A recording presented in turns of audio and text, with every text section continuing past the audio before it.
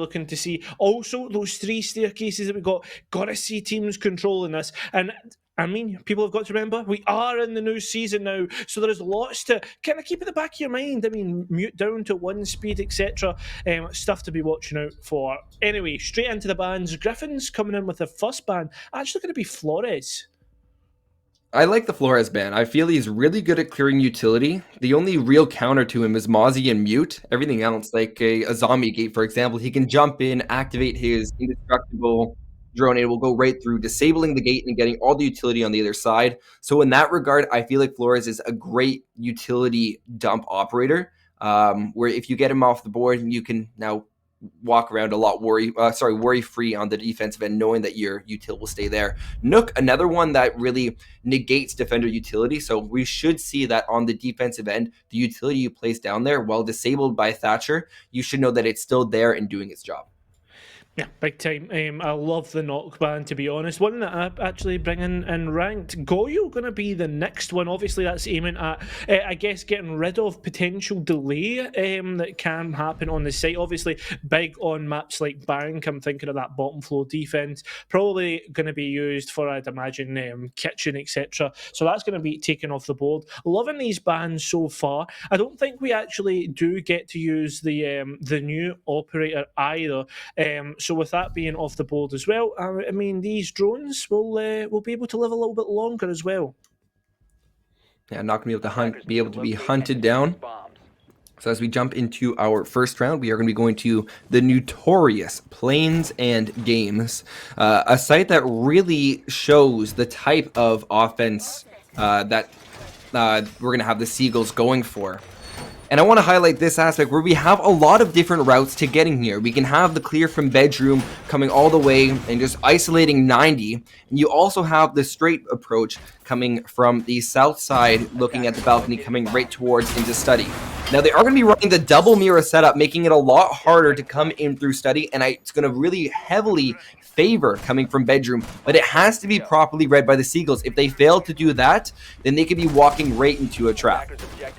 Yeah, it's a really interesting mirror setup that we're getting already. A lot of investment in towards this study area as well. I'm seeing so much utility, and I think we do have a little bit of a bug. So we're just waiting to see if there is any calls on that front. But already we are seeing a little bit of aggression from the Jaeger, just trying to quick peek their way on towards the balcony area, but nobody going to be there. Coming from the other side, we are going to see NatGav clearing that through. So loving that already, the fact that we had a little bit of, I guess, acknowledgement of the setup from the Gryphons, and now looking at this, the Seagulls as well, going to have to try and, I guess, adapt on what they've got, but Strix with a lovely first shot here. A huge double kill now, just trying to hold down this 90 as well as they can. Nade will be thrown out. Can they escape? They can. They do have the impact if they want to get right in, but they won't be able to collect onto a third, as Flixer will be able to capitalize on the headshot, bringing down to a 3-4.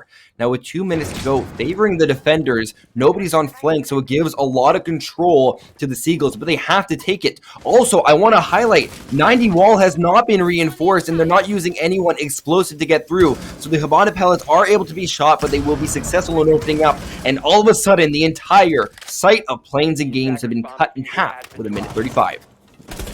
This is where things start to get a little bit squeaky, to be honest, but a nice first shot there from Bad Karma will take out one of the defenders. So we go 3 versus 3, make that 3 versus 2 as Gugs elsewhere will get a frag onto Shrimp. That's going to be massive. The Nomad gone, and the frag still continues. Haruna helping out there. It's all down to the Ayana, helped out by an air jab. Potentially one more to be found on towards 90 as the bullets come forward. The Lucy looks the right way at the right time. Gryphons will take the first round. I want to highlight that awareness from the Gryphons of knowing where the push was from. Although they had a lot of utility set up in study, it wasn't like it was all of their utility. They favored making sure they can stop a push that comes from that direction, but they also were watching all the way along 90 and watching those clear pivotal points like landing at the top of red stairs. So by maneuvering your Legion, a player that can consistently add utility throughout the round, and the longer the round goes, the longer they stay alive, the harder it is to clear them. That's exactly what you want to see. My only problem with that, Cairo, is not reinforcing 90, because it seems as if it's completely halted their push, and it made it a lot more difficult. I can understand if they'd never reinforced the kind of vault wall there, if there was a bit of setup towards it, but there was absolutely nothing, which made things really tough. A nice retake, I guess, by Gugs, who was on the Malusi last round, now on the Alibi. The fact that they had that awareness, look, we need to control 90, because if we don't, everything's going to fall apart. Looking at this setup already, I mean, we have a Tachanka, not something that we've seen too often, and completely opening up the astral wall, which is, I guess, an interesting one for the Gryphons. I've never seen this one. I don't know if it's to favor a different mirror setup or long angles. In my experience, I've always noticed that the attackers will have the magnified scopes, and thus leading to them being able to really get aggressive in these long gunfights. Bad Karma is going to be on droning duty and will be able to spot out to their entire team. Hey, there's a big presence inside the study. There's 2 drones that have now come off the board, leaving the remaining attackers with 8. So I have to wonder what is going through their mind. What are they planning on this approach? So they made their presence known. They've shown that they want to hold inside study, and now it's going to come over to these choke angles. Are they holding together, or is it going to be individual gunfights that the Seagulls can easily pick off? The first pick is going to go the way of the attackers. Refrag with the Tachanka of Cam Lover, and now still sitting inside of Aviator. Strix is just trying to get a pick and get out, or potentially hold their position. Another spray long down line D from Cam. Bad Karma to take out Strix. They are made their way all the way towards main stairs, and this entire extension from the Alibi and Bandit has not manifested into anything. I guess the best thing they've done is waste about a minute 15, but with what they've invested and what they've lost, it's not ideal. I love the play by the Zofia to actually go up main and just catch a few players off guard, and well, they certainly did that, even though they were refragged. Everything opened up, and that's what made the players start to worry about what's happening. Now, looking at what's happening here, it's now the Seagulls trying to look where people are. They've already found one. It's the Thunderbird close on towards Statue. Haruna elsewhere, though, will take out Bard Karma. There's a freebie and straight in towards sight, but no, Flicks are actually not wanting to risk it, and now everything's falling apart. This is not what we wanted to see. The extension costing the Gryphons at this point, but Haruna with a lovely 2K, it gets done to nothing as the Seagulls elsewhere able to get in towards sight and get that last frag. A calamitous end to that round. I want to highlight the initial play by the Seagulls because I think it set them up very well for the round, and it really gave us a second to highlight exactly how the Seagulls are structuring their attacks. If we look, initially they set up with 2 players going for the drone, and normally I don't like players going in without a drone right behind them, like sending the drones first. But they didn't even melee a barricade. They weren't ready to act on intel, but that is so very nitpicky because they collected the information, and rather than rush in after they collected that information, trying to make sure it's relevant, 2 players got their drones and got ready and sent them in. Meanwhile, we had all these other players getting ready in position, and I need to highlight Nat Gav's play on the Zofia coming in through main stairs. We saw them drone themselves in through pottery, knowing that they didn't have anything too crazy to worry about, and immediately it netted them with a kill at top main stairs, creating a pinched angle and no ability for the Gryphons to extend, having to collapse on a site that they weren't ready to hold at that point in the round. Yeah, the Tachanka is just doing a little bit of I guess home decoration and getting things ready. The last round, I think we actually had the reinforcements enforced on the wrong side, which actually left the media in a bad spot, even though we have been seeing the Seagulls come from the opposite side and do a full clear. I'm glad that it never hurt them in the end, but it seems if we are going to get the same scenario with a massive engagement towards this south side. Oh, caught on the rappel. That's going to be Strix able to collect onto the sledge. That is a lot of soft destruction off the board. Thank goodness you still have Zofia. Meanwhile, Cham is also going to be able to find Flixer. That takes out your Ayana. Lots of information and soft destruction off the board, while all 5 members of the Gryphons still staying alive in the early seconds of this round. But you wouldn't know it, Cairo. There's so much aggression here, as they're trying to clear it, they're not checking the right area. Pushing back up main stairs, there's going to be a beautiful cross angle. They're roaming. Tachanka with a headshot at the Nakav. Now stuck onto 2. These players have barely been able to make it into even the south side of the building into study. Air job being prepped. They don't want anyone running out. Tachanka getting ready. Cham most likely wanted to go for one of these picks and just spraying out. We can see how pinch this Nomad feels, but this is supposed to be their territory. They haven't pressured the building yet. They really haven't, and now it's just up to 2. And look at the Gryphons. They're already looking to drop off. The Tachanka moving towards 90. We're getting bad karma already moving up main stairs. And this is where we're starting to look at this. And it's a bit of desperation. Trying to at least get 1 or 2. Catch a player off guard. There is a Tachanka close by. And a player on towards the zombie door. Here we are. Just missing out on the gun barrel. Just didn't catch that. The Tachanka goes completely unmissed. And that's going to be another calamitous point in this round. But for who? That's the question we've got to ask ourselves. And well, I think we have our answer. It's calamitous for the Seagulls. 1 left to try and save this. It won't happen. Gugs again popping up. That's a lovely, I guess, adaptation that we saw from the defensive side, actually, to put that Tachanka below and deny any entry to get up main stairs. That was a lovely hold by the Gryphons. Yeah, not too much for us to even diagnose there on that previous round, all because although all the players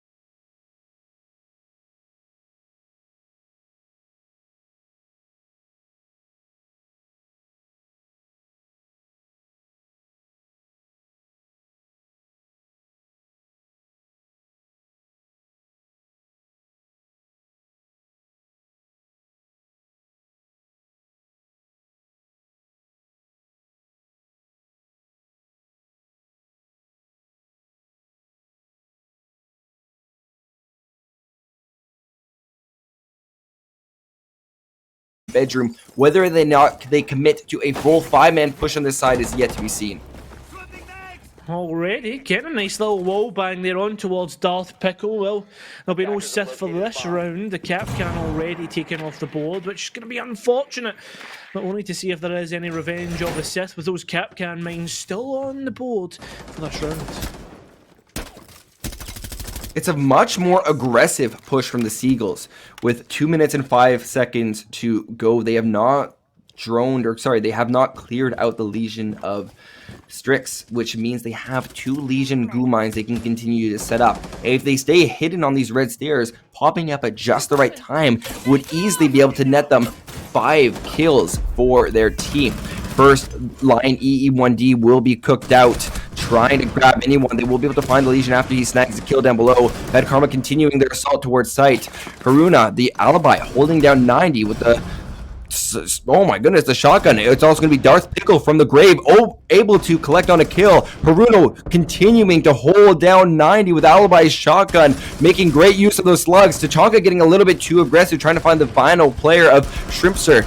Spraying out with the P9 pistol is going to be able to find their second kill. Now all left up to the single player of Gugs all the way on site. The floor is broken open. There's a lot of time to go. If we look over at the drones, Ace still has one in his pocket or out on the map, with a minute to go, they could easily drone out their opponent and find it.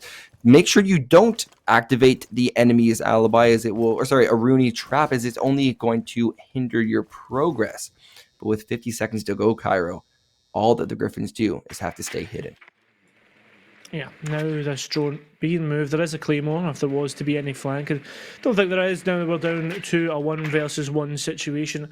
Imagine Shrimpster and Gugs will be feeling the pressure, both on low HP, and well, they'll be trying to find out the best route. I'm going to see here, this drone, well, lonely drone, the drone that could, I guess, moving all the way elsewhere, and Gugs looking to try and spam through the floor, just unfortunately missing out on the ace, and that's going to allow a clean entry in towards site, especially with 10 seconds left. They're going to open up with the ace charge and attempt to get this diffuser down. Need to at least stick it at this point in time. No, it's not going to work out, but what a shot from Shrimps. Going to actually swing through, get that kill, and win out the round. That was a huge 1v3 clutch. One that the Seagulls really needed to even out to 2-2 with 2 rounds to go in the half. That came through them just being able to isolate 1v1 after 1v1. That should not be a possibility, and it came from the over-aggression, over-extension from the Gryphons. I really want to highlight Shrimp's play, all from their ability to maneuver around the map, use sound. The moment those shots rang out with the DMR, there was already a relatively little amount of time left in the round. It meant that they didn't have to do anything. Them rotating back was much more of a safety thing, and they opened the floorboards trying to make lines of sight, but didn't ultimately have the chance to properly use them because they didn't know where the case was going down.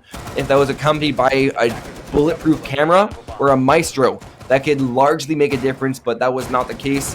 And now the Gryphons will return back towards Plains and Games for a third time, following the same destructive manner. Yeah, it's a destructive manner, but it's not as hefty as what it was previously. It seems as if it's going to be a much more reserved approach from them. Interesting, we're going to see the Oryx actually decide to reinforce a hatch rather than actually just go, okay, went for a little bit of a run out, just missed out. He's going to try and re-peak, but can't get any dividends from the investment. That's just unfortunate. But it seems as if the Seagulls are going to know about the Gryphons' aggression. I mean, from the past couple of rounds, they should be able to tell. And it seems as if it's just going to continue. Time ticking away. 2 minutes and 30 seconds to go as the Seagulls make an approach in through Art Studio. They have the floorboards and the pings in most scenarios. Nade from down below, not going to do any damage to the Gryphons. Nobody standing still. Osakil on the Lion, trying to make their way up, and Cham roaming onto Tachanka, won't be able to find anything. Meanwhile, Haruno, the alibi, sitting on main stairs, will find Oseki. And just like that, your Lion and clear ability is hindered down to 4 on each side. Yeah, big losses on either side. Tachanka obviously more effective in that last 30 seconds. And while the Lion, I mean, just being able to lose out on that ever-presence of the drone that can scan any rollers, stop them for at least a second, not to be.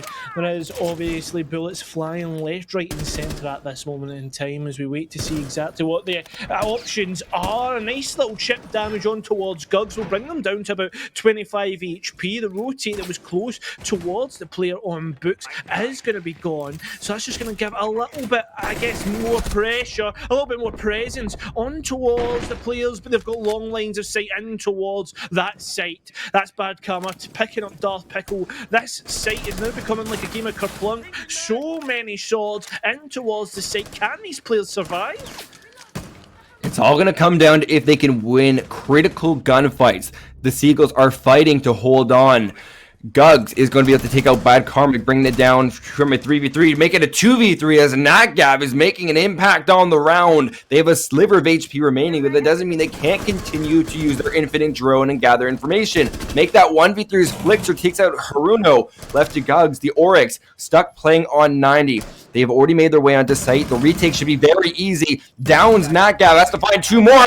A beautiful headshot onto Shrimp. Flixer, last alive, does not have the case. Does Gugs know this? They have to go for the plant. They are running out of time to do so. Seeing the headshot on the sledge, a beautiful 3K, and the Gryphons will hold on.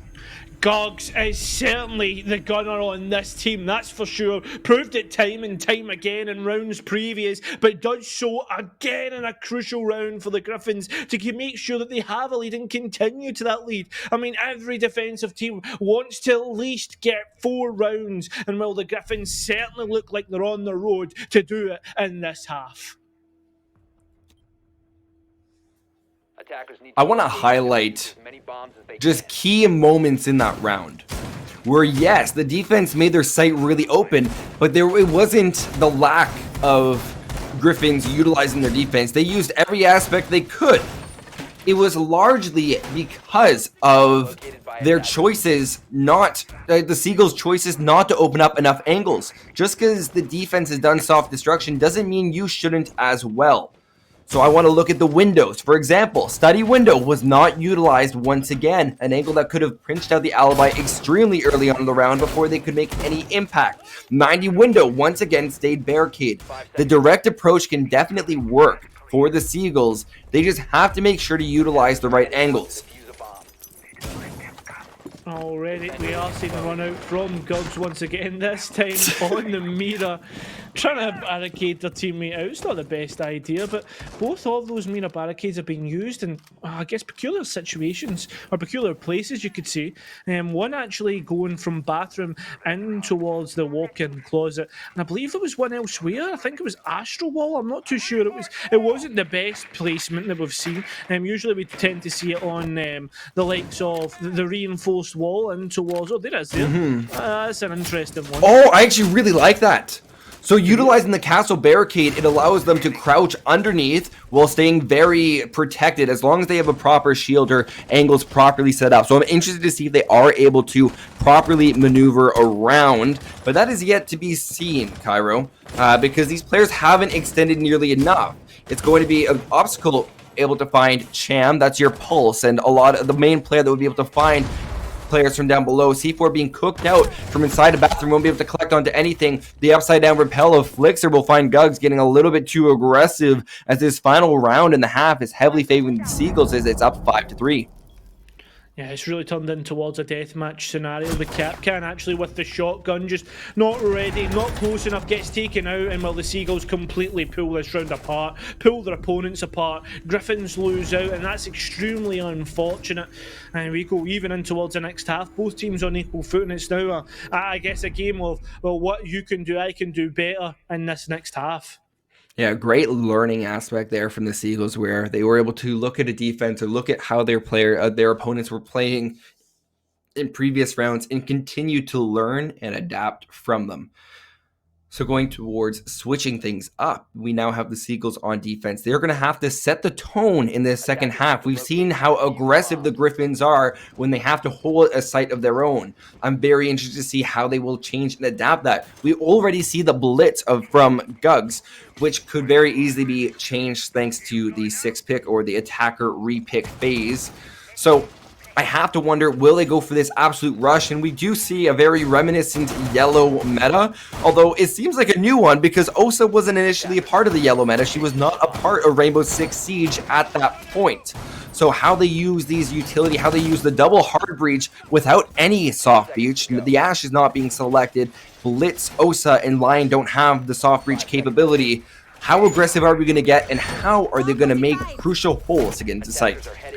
Yeah, that's going to be a crucial point there, is how they navigate this attack, considering, I mean, Gugs on this blitz is going to be in a very front position. We need to see players supporting this shield operator. A big investment towards this other side, but there's not many players actually sticking around after that investment. So we'll need to again, or maybe I'm talking nonsense because there is one player close by. The blitz really clearing out these angles. Nobody actually getting found out just yet, but maybe that's not going to be the case for soon. One player close to the right, they run the wrong way, and well, they get taken out on split. That's unfortunate. There are players close by, but Bad Karma's already done their job. They've got the entry and they're dropping off already. That's very hard to see, especially watching a Blitz just turn his back at the wrong time. That shield not going to do anything for you in that scenario. Bad Karma to collect on their second on the round. There goes Chan. That's your ace. Hard breach. Not able to find any impact on the round. Relegated to the bench. And now Haruno, Darth Pickle, and Strix left to pick up the pieces. 2 EE1D scans remaining. So there he's going to be able to disperse one of them, trying to find one of these roaming players like the Jaeger of Bad Karma that was earlier on the opposite side of the map. They've now made their way south and are going to be challenging Strix, who's just out on the balcony. If they continue this aggression, catch the Lion off guard, they hear the drone. Does this cue for them to push, or does this mean they want to try to hide out the drone as long as possible? Many different ways to play it, and they know there's a push from 90. We have Shrimp just waiting to pounce on their opponent, and it seems like a little bit of a stalemate, but in the event of a stalemate, it's almost always the attackers to initiate. Strix to be able to take out Bad Karma. Meanwhile, Natgav took down a player on landing. Darth Pickle will also fall to Natgav, using angles to their great advantage, with Strix being the last player waiting out on Study Balcony. They have 4 players to find and a minute to do so. It's a very low likelihood as all these angles are pinching against them, but once again, Cairo, Study window is not being utilized.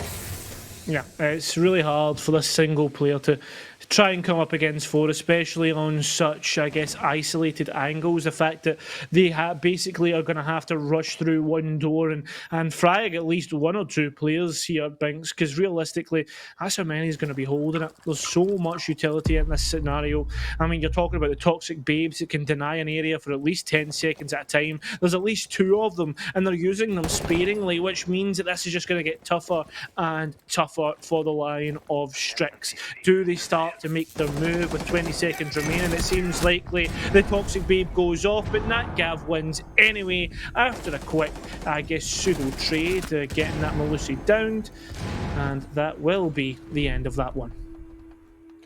I really like how aggressive the Seagulls were on defense. It was the complete opposite. I felt like I was still watching the Gryphons, and they took complete control of the map. And that's exactly what I want to see from a defensive roster that is playing around the aggression of the attackers, knowing they're going to want to get in early. That was seen early from the blitz play and the Jaeger's awareness of Bad Karma, looking towards, waiting for that second player of the ace to be roaming right behind the blitz, looking but not completely aware. Do you know why he wasn't aware? Because the drones were not readily available for him.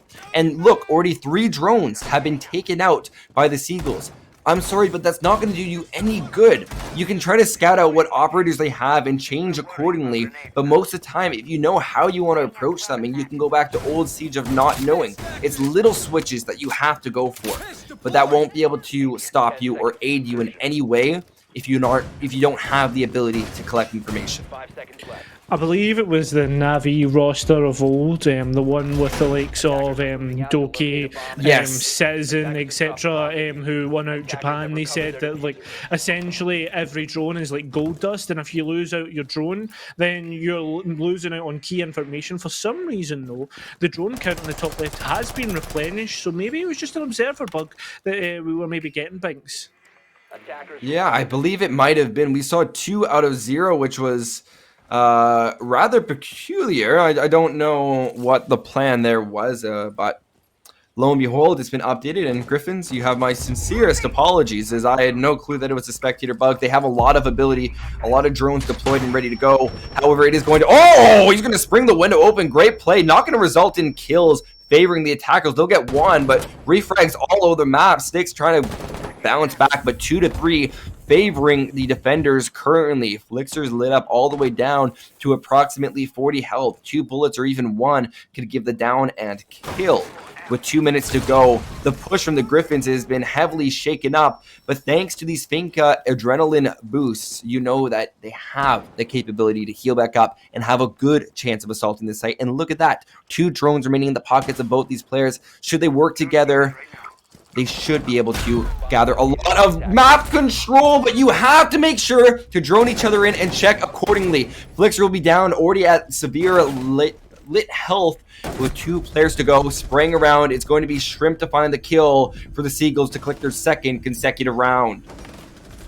Yeah, that is heartbreaking stuff. It was winnable. It was in a very winnable position, especially with that thinker boost that was occasionally or could be used to top up the health of those players after gunfights. That's increasingly heartbreaking. But at this moment in time, the Seagulls lead by 2 rounds and looking to make it a third on this dining and kitchen site. You finally get what you wanted, Binks. We're finally going to see it. And there is a lot to, I guess it's a lot to demand of players to win this site, but you never know how good these players can be, especially with how, I guess, disorganised the Gryphons have been on the attack, heartbreakingly.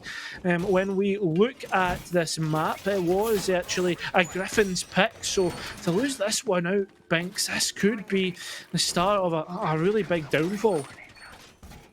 Good, they haven't been able to find any ground on attack. The Frost really did their job last round, and we finally see a multi-floor extension. We had floorboards breaking previously, but we even have an alibi going down to play inside the basement. I can't think of many sites in Rainbow Six Siege where you actually have the opportunity for players to go and play on 3 separate floors. It does look like NatGav could be going for a potential run out should they catch everyone off guard. Jumping up on top of the truck, going to be spotted out right away. You don't have that 3-second grace period anymore. That was years and years ago, my friend. Sprays through the window, trying to find the alibi. Will be able to escape with no damage done, and a little bit of excitement to start off this round as we should go into a lull as the attackers get ready for their assault. Yeah, this is realistically where we go into a really stagnant period, I guess. It's going to be exciting for the first couple minutes, and then, well, for that first minute, we've already got our first kill. It's Obscure being able to pick up the IQ, Gugs the entry, just not being able to make it work this time on the attack. And that's going to be a really big pick, considering there is a pulse on the board. So with the IQ gone, they won't be able to identify exactly where that player is. Cham Lover, though, does take out the Frost. We'll need to see if this Jaeger decides to drop off. I don't think they will. They're here to play for their life. I always say as a roamer, you have to have a time that you know you're going to rotate back to site where your presence upstairs will not be as effective. In this scenario, the Jaeger waiting until the minute mark is almost going to ensure that there's no ability for them to get any control. But with that being said, is it worth risking their life? That's where you have the risk and reward you have to consider. Cam is able to drone out the Jaeger, just waiting, but it is going to be the cross angle established by NatGav to help them. Bad Karma will be down by the nade. Point notifications are turned off, so the players on the side of Gryphons do not know they have a down, and they're sitting at a 3-3 scenario. They can possibly see the blood. They have 1 nade remaining from Strix, but they just have to push up. If this Jaeger can stay along to act as a human drone, they can know when they push up, they will. Shrimp to find 1. C4 from Flix was already deployed earlier on the round, and now the Pulse cardiac sensor is only going to be good for spotting out exactly where they are and giving the information to their team. Not for sprays, but potentially for the C4 from Shrimp if they have enough communication. Yeah, no pings at this moment in time, but they are getting audio cues from the sledge. Diffuser down on, that's a really tough position to actually lost that diffuser in, because it's right on the laundry door, which can easily be contested by these defenders. It looks as if the rotates are ready by the Gryphons as they look to pull the trigger on their execute. But remember, it's 2 players executing in towards a 3 defender stalwart. Are they going to be able to hold this? We'll need to see as well. Bullets fly, but nothing just connecting just yet. Finally, we have our first connection of the execution. NatGav takes out Haruno. Cham Lover elsewhere tries to cause some chaos on the site, but the only chaos is in the score. Seagulls go up on towards match point, and the Gryphons look as if they're going to be losing out on their own map pick. Great play there from the Seagulls. We saw the initial extension, netted them the kill. The alibi was able to fall off and find a kill later in the round. And you might be wondering, why would he highlight a player falling off? Because their ability to get their kill and get out, while the Jaeger was still holding it, they were able to play on a roam or a half roam position inside of Lounge, getting them the free kill onto the sledge. And you know what the sledge was probably saying? What are they doing there? They were playing their position perfect of having that extra man, not being that even man down where you have to hold the site. Beautiful execution from the Seagulls. From the Gryphons, I would have liked to see more impact from that cluster charge. I don't know if it was muted out, and that's why we didn't hear multiple cooking down onto the site. But that's the chaos you have to do as a fuse. If you know you're going to be rotating down, set up a fuse charge, especially above dining room table, you deploy that as you push in. As long as you don't get an unlucky bounce that goes right towards you, which you should be able to calculate, you have chaos going on in the site. They aren't going to be able to look directly at you. They have to move, thus giving you a major advantage. The major advantage right now is definitely that scoreline, Binks. That's going to be so impactful at the back of the Gryphons' head. Attack, again, being very, very, I don't want to say lackluster, but it just hasn't hit as hard as what I was hoping. This time might be a little bit different, as they do look to head straight in through main and get straight up on towards where the site actually is. Rather than going indirect, they're going direct straight towards the site as they look to try and head there. Not want to go past the footholds that have been made on the site. Look at that bulletproof cam. It's gave away so much information already. Yes, they have a lot of presence on towards main, which has been great for them, but all the players are slowly coming back and the guns are coming alive. Skirmishes left, right and centre. Can anybody find a mark? Yes, Upscale can. At least there's a trade there. We keep it 4 versus 4, but the chaos continues. Does it even get towards an advantage? No, it doesn't. Not even for a second. Both teams keep keeping it even, and both teams looking to continue to frag out. Nobody has actually got rid of Shrimpster, and now the reinforcements come in. It's looking desperate. It's looking like despair. And just like that, Shrimps will close out the round with Seagulls collecting the first map. Beautiful shot from the smoke to end things off, and what a beautiful elite animation. The Seagulls winning that in a dominant fashion. Very slow first half, but that was not the case throughout. They really picked it up, and on the defensive end, the biggest difference was that they massively set the pace. Every single round we saw a narrative that they were in this scenario. Hello everybody and welcome back. Well, yes, we had a little bit of an extended break there, but the thing is though, is what we're going to do is get straight in towards map number 2 with the Gryphons up 1-0. I think it was meant to be the Seagulls. Yes, we switched sides. Switch sides. It is the Seagulls. Yeah. Yes, sorry, I have completely got thrown by the side switch there, Binks. But I may as well introduce you. Hello, Binks, my wonderful co-caster. We've had thank you. Villa going to Seagulls. Now we move on to Skyscraper. So the main difference between Skyscraper and Villa is, one, it's a different continent. We're in Asia as opposed to being in Europe.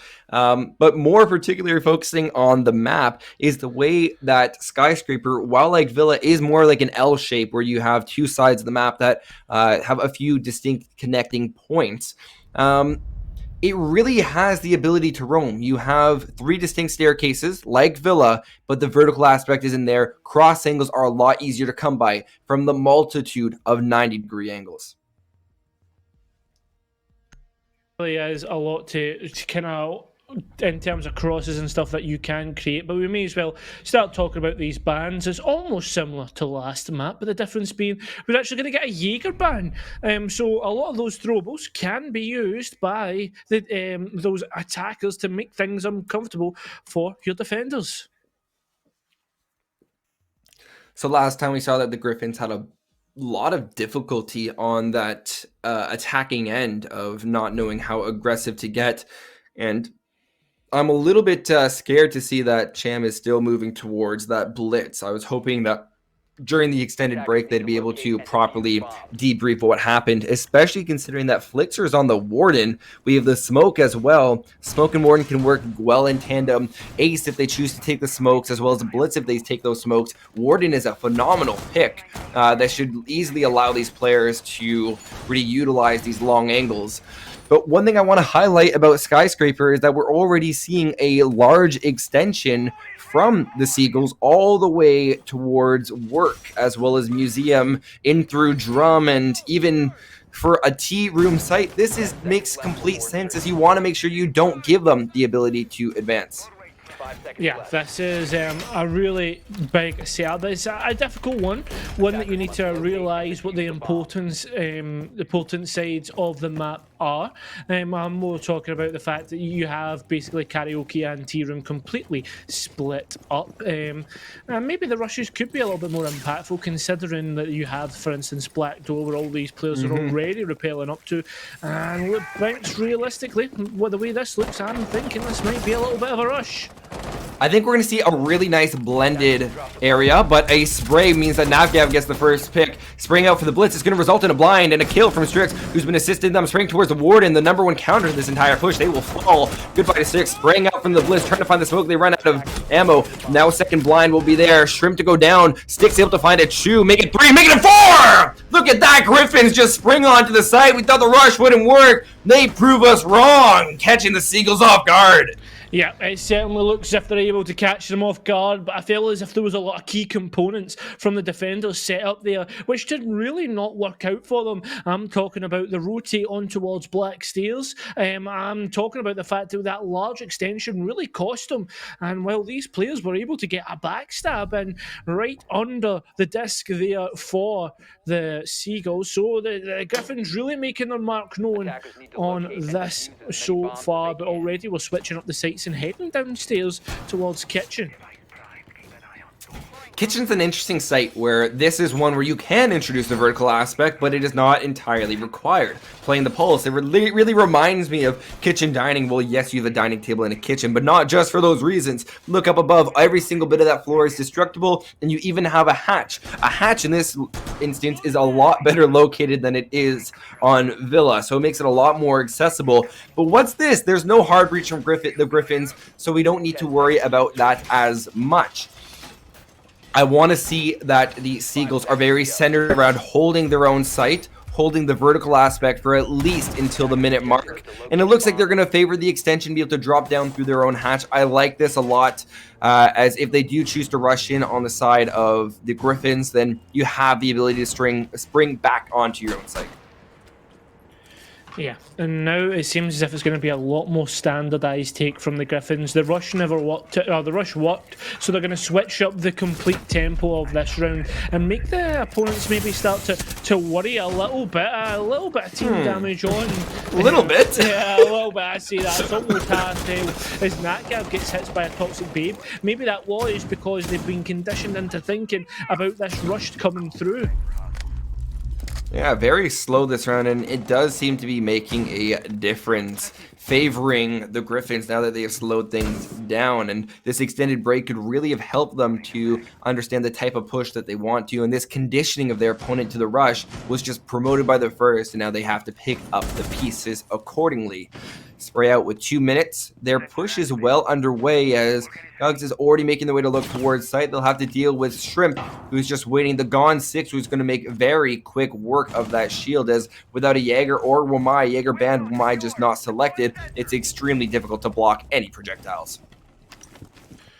Yeah, already Shrimps taking out Gux is going to be a big one. There was already zero cams put down for flanks, but there seems to be a skirmish happening as both teams come to a standstill. I guess the cross point of the map, and already players start to fall. Lovely from Bad Karma with a nice double kill. Elsewhere, the Blitz gets one of their own on towards Obscure. That was the Frost, and has been playing the Frost continuously. Although, as I say that, there's already a refrag. It's up to the last remaining player in Bad Karma. Well, they get out their mop and they clean up this round.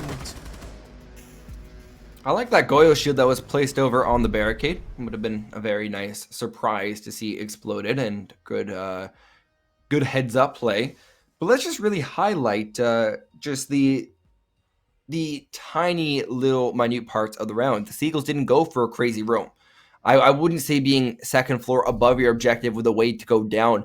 I don't consider that roaming. I consider that extending your sight. You make it a priority to maintain control. Roaming only takes place when you are moving around the map without the complete intention of holding down this area to help your sight. It's very much trying to maneuver around your enemy. That was not present. We didn't have to worry about that. This right here, this is a roam extension where they are favoring using the entirety of the second floor. And I have a problem with this from the side of the Seagulls, where in the event of the rush, they oftentimes have been missing a lot of the utility that is set up by the Seagulls. So if they are able to properly set this up to account for exactly where the Gryphons are coming from, this could work absolute wonders. Otherwise, be prepared for a very rocky round. We need to see Seagulls be well prepared for what's coming their way. The Frost pickup and the Cap can pickup, obviously massive for denying any sort of pushes. No Thorn, etc. But I think that would be a bit too heavy on the trap side. And I think realistically the Gryphons really need to focus on this outside wall. And I like the fact that they picked up Thatcher to do so. Obviously Thatcher getting a far larger presence due to the impact and EMPs that have been introduced. So the fact that he's coming into the fold is pretty decent, and I like that.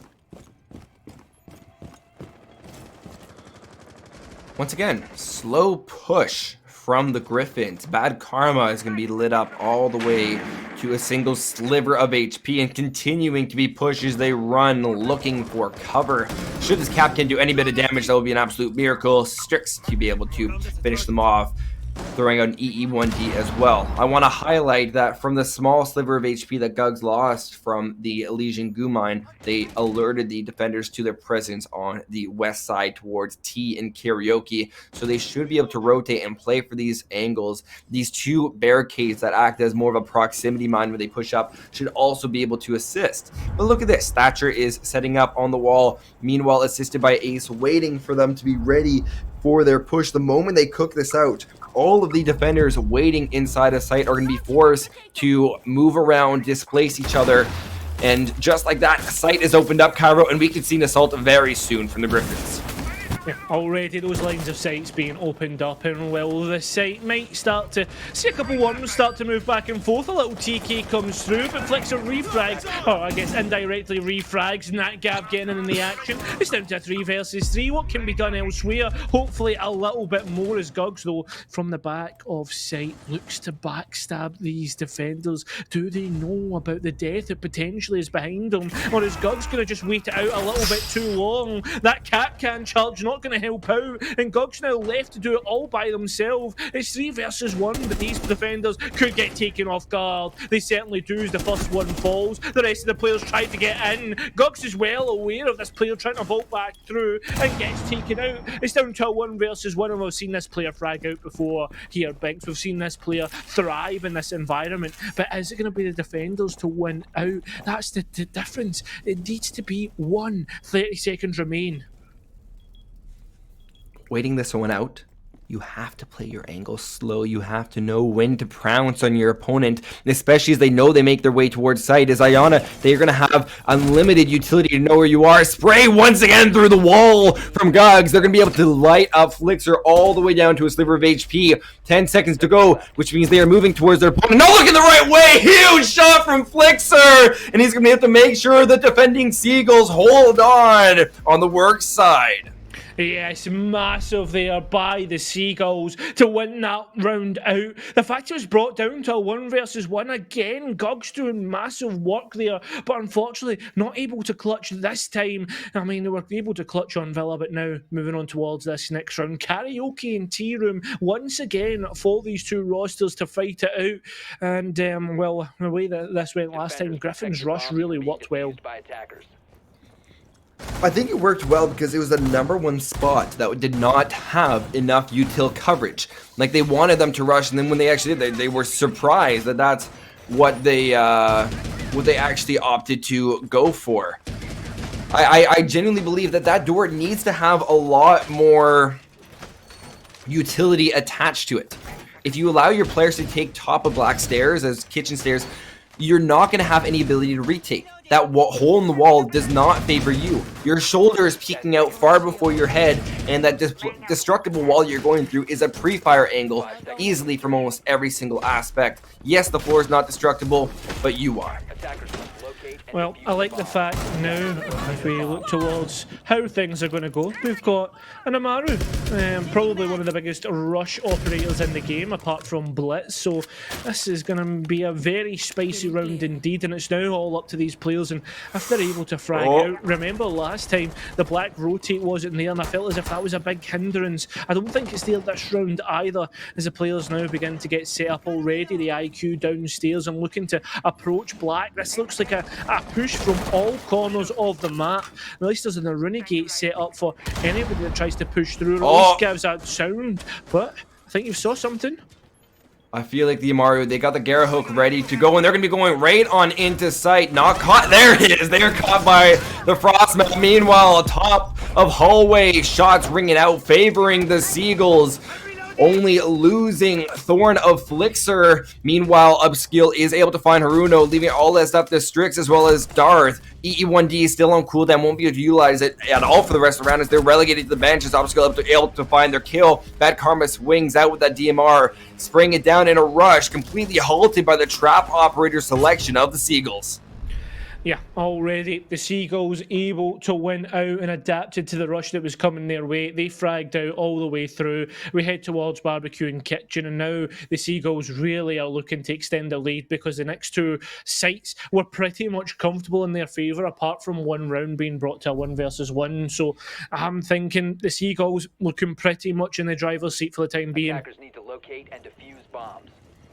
I want to see the same calculated aggression. The only round we saw the Gryphons win was extremely aggressive and finding the right hole. It's very hard to find a hole in a defensive line when you don't make it. These defenses are set up so that you have to make your way into site. That's the whole fundamental of Rainbow Six Siege, Cairo. You have to find a way into a site that you don't want, your defenders, your opponents don't want you in. So if we look towards Skyscraper, the hardest part is clearing these general areas, such as restaurants. That is a key area of this site because you have long, weird cross angles assisted by doorways that just add a complexity to it of clearing it out properly. So if you're on the side of the Gryphons, rushing through that could end up getting you shot in the back, but also taking your time and going too slow could cause you to rush the wrong angle and not know how much time you have to get towards site. Lots of give and take. And the initial E1D is looking to scat out some of these players early on. But if I'm being brutally honest with you, the Gryphons have to be more calculated in their approach. They really do. They really need to find the correct ways already. The drone just identifying exactly what's happening closer to the site.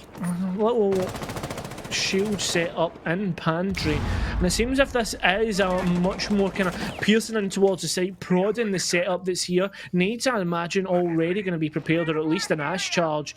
These players upstairs might not know what's about to hit them, but well, they certainly do now as Flixer takes out Strix already. The Lion gone, that conditioning to maybe think about when a push is coming is gone. There is going to be a refrag, but this time it is going to be in favour of the Gryphons through a TK, but elsewhere all the guns come alive, all the players fall, 2 remain, make that 3 for the defenders, make that down to a 2-versus-1. This is doable here for Runo. I really like that shot through the ground, utilizing the thermite hold, extremely creative. They know where their opponent is, that he's upstairs, especially shooting at that Frostman, opening up more routes for them to take while making their way towards site. Flixer still has a gas canister in his back pocket should he feel the ability or need to deploy it elsewhere. Spraying out, pushing down main restaurant stairs, not ready for the flick, and the vector of Flixer. That rapid gunfire is extremely hard to contend with, and as we swing around from the bottom, beautiful shot there, really showing that the Seagulls had complete control over that tertiary bomb site, and now they have the ability to go back towards Exhibition and Office. I am impressed with the Seagulls' ability to maneuver around this map. Extremely impressed. Flixer, I mean, you have to say, has been really fragging out. Yes, they've been playing, I guess, further back roles and more site anchor roles in terms of the likes of the Cade. I guess the Goyle could be argued for either or, but they've been really helping out their team. 4-2 right now. Natgav, though, and Bad Karma have been doing the most of that work. So all these players really, really working out. On the other side, though, Gryphons just need to find that longevity of life. They need to try and keep their fraggers alive because elsewhere, I mean, there's not much heavy lifting. Bomb located by attackers. You just have to make sure you're setting up those cross angles. The first match, or map, sorry, the first round, I'm losing all my words, Cairo. The first round, well, it feels like so long ago because it felt like a different gameplay style from the Gryphons. It was largely, oh, we'll be able to find one drone. It was largely different that the Blitz was opening angles, displacing their opponent. The line scans aren't displacing, it's keeping them stagnant. They have to have a way to displace their opponent to a way that they are able to capitalize on those kills. Those huge kills from Strix, that 4K in the first round, really allowed them to just kill all these opponents in hallways because they're flooding, trying to deal with this pesky little blitz. The same blitz play that is making their way towards and will blind out the Legion. Able to find Flixer. Swinging back out is going to be the spray of the DMR of Naga finding 2. Goodbye to the blitz. Ace, Selma breaching charges will also be properly set up. Running down the stairs, Strix is able to catch Capcan of Bad Karma on the rotate, evening things out to a 3-3. But considering who was lost on the attack, losing that ace, they did their job, but was it enough? That's the big question. Was it enough? Most of these engagements and the crucial engagements happening within the first minute between these two teams. Although, actually going the wrong way, the Monty gets taken out, and that's a big loss. That's a lot of pressure gone. And I mean, we're already seeing that as more players begin to fall. It's now up towards Strix on a back burner, on a backstab, trying to see what they can find. Not going to be much as we see lots of bullets flying. And it's Natgav again to find a 3k. Seagulls really take the lead in this match as they go 5-1 and are 2 rounds away from being confirmed your HSEL champions of R6. I really like that round for a few reasons. That's calculated aggression. When can you cite a few times in our first map that we saw the Seagulls get extremely aggressive, not just outside of their own site, but going outside of the actual building where they're detected? I'm almost in love with that play just because it shows the full 180 we've seen in this match. The aggressiveness from the Gryphons was countered with better calculated aggression from the Seagulls. Great play. I'm looking to see more of that as we go to what could be our final 2 rounds, as the Gryphons finally have a chance to go on the defense again. Yeah, they did well on the defence last time, but again, it was a lot of aggressive plays. We saw a lot of run-outs from the likes of Gugs. We saw kind of trying to be very, I guess, not how to put it, like they were really trying to control the chokes by committing a lot of players on Villa. But sometimes what you found was they were just getting caught off guard a few times. What we could find here from Seagulls is they could really start to pull apart. I mean, it just is the way of the frags fall is going to be the most interesting part in this round. Defender exposed. Run out from Gugs. Now that is not calculated. You don't know someone's there and you're giving away a lot of information using your final reinforcement and all on the opposite side of the map. That's one I don't understand as much. But we will see 1, 2, 3, 4, 5, right? 5 players all from the south, as it looks to be once again that same sort of rush. If they do get caught off guard in the wrong scenario, this could be absolutely devastating. But making their way below the site, this could mean they go for a little bit more soft destruction. Very good play. I want to see Flixer properly drone out his opponent, and that could easily guide the way towards winning this match. Natgav was able to find the mute of Strix, who's now waiting for the round to be finished. And great, I don't know if this is from droning, but they are able to down the Legion up above, and a huge shot, a nade from Natgav to find their second. Now only 3 remaining on the defensive end, as this utility does not seem to be doing everything they need. As I speak that, I'm proven wrong by that caster curse. The frost mat will be the end of Natgav. Unfortunate, but at least it clears the way from someone else to push up black stairs, spraying through, just damaging Darth Pickle. Elsewhere, the players are on main, just blocked off by Barb. Unfortunately, the Maestro just completely chops up, dices, becomes the butcher of Skyscraper. I mean, I don't know about you, I do enjoy myself a little bit of Japanese beef, but these players certainly look as if they're going to be cooked up. 1 left, all up to Flixer now to try and clutch up, see what they can find. And well, there is players close by already. The guns firing off. They can't find the head. The players now looking to train all guns towards this Ace's position. And this is where things start to get tough. They all start to chase. Unfortunately, the shotgun of God's not able to finish off in the first round, but it does on the second. Look at the range on that thing. Wow. Honestly, you talking about Japanese beef really gives me that sense of hunger, and it seems like the Gryphons also share that same hunger, but not necessarily for food. They're hungry to get back into this matchup, demonstrated by that round and the dominant performance from that Maestro being able to lock down Black Stairs and not allow the push up. That was once again the biggest problem with that push was not taking multiple angles on their approach. They didn't have a cross angle, for example, up by Blackstear's door, trying to go in through to create that cross angle, disabling anything that the Maestro did. There's no pressure on any windows. You can't rely entirely on just fighting inside the building. You have to use the advantage that you have as an attacker and use the exterior. Attackers have located a bomb. Now, remember, Seagulls only need 1 round, but sometimes when you get into that 1 more round mentality, just to confirm overtime, things can slip away. Gryphons made a good showing of themselves on that first defensive round, but again, different site, different scenario, different set of priorities in terms of what's important. I think this is a lot more, not standardised, I don't want to say that, but in terms of breaching, it's a lot more like your clubhouses or your Oregons. Get that wall open and then start to poke in towards the site. Let's see how the Seagulls try and, I guess, prioritise those objectives of getting the walls open, etc. It's a big extension from the Frost. I don't know if it's going to pay off. It doesn't seem like they're going for a very long roam or long clear from the west side. So not going to be too impactful. I think Frost does not work when they have the ability to drone it out.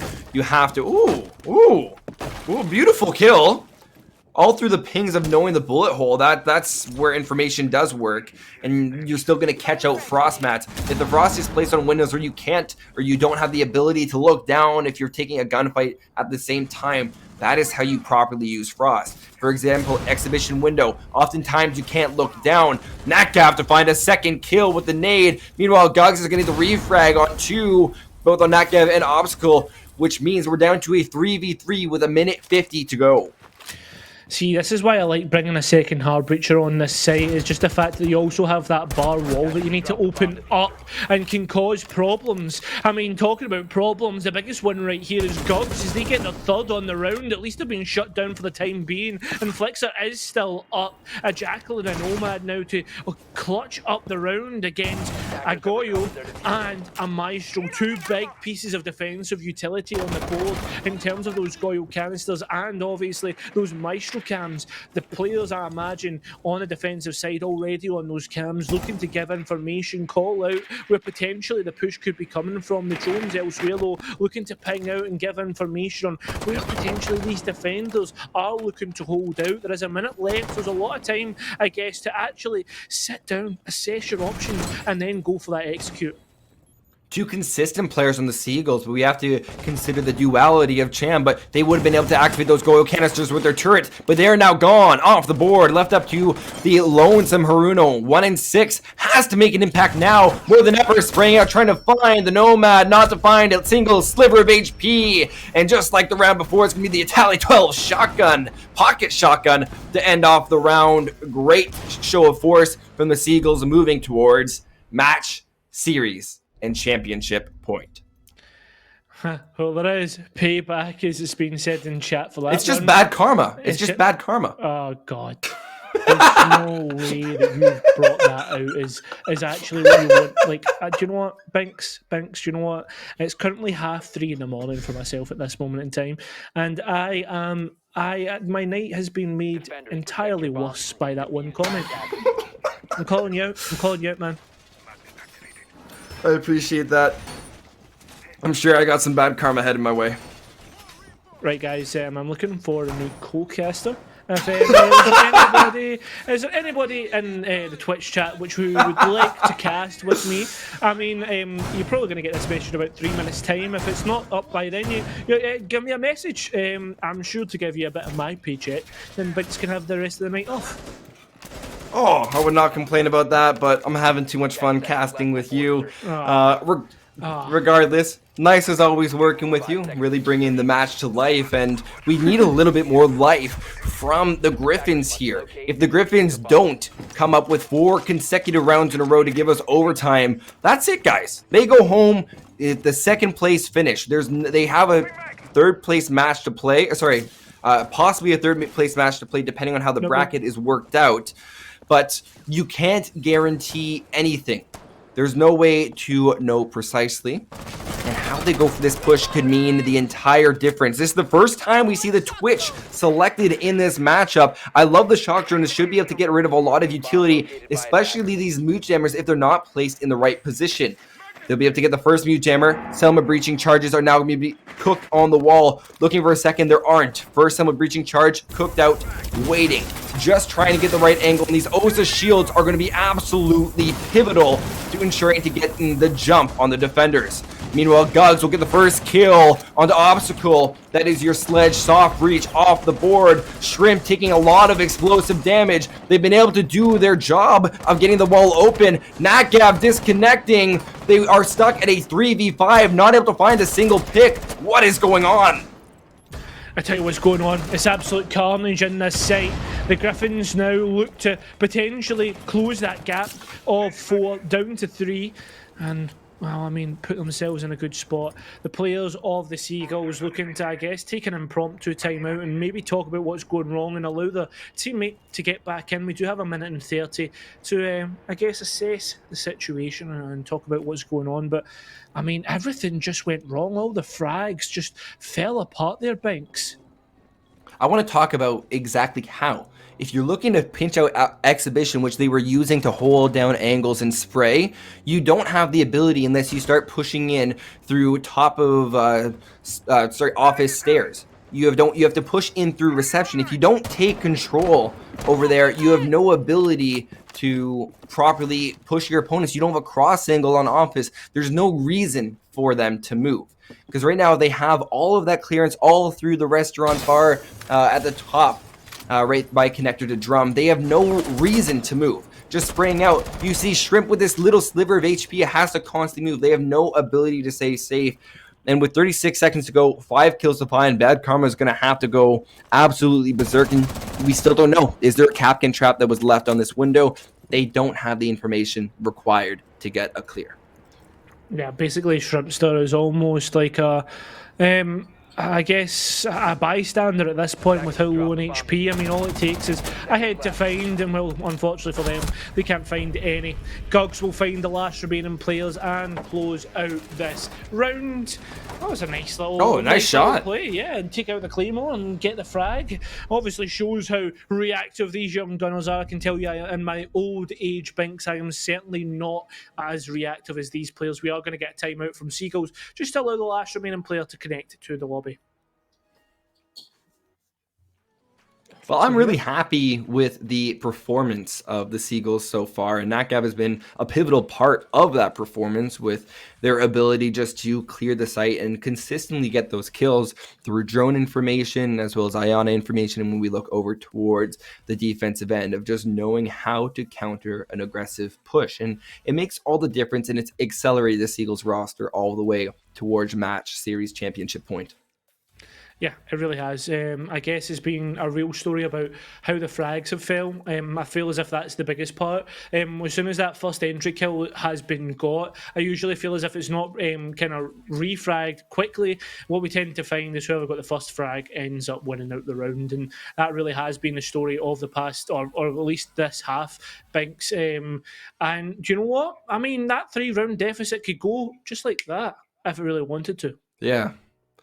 It's so simple. We see teams go and, perfect cycle on defense, the perfect 3 sites. They got their rotation, nothing to worry about. They're back to the start. We've seen that from both sides. They have the capability of achieving it. It's just a matter of when you're up against the wall, when you have that pressure mounting with every single round you win of, do we lose this one?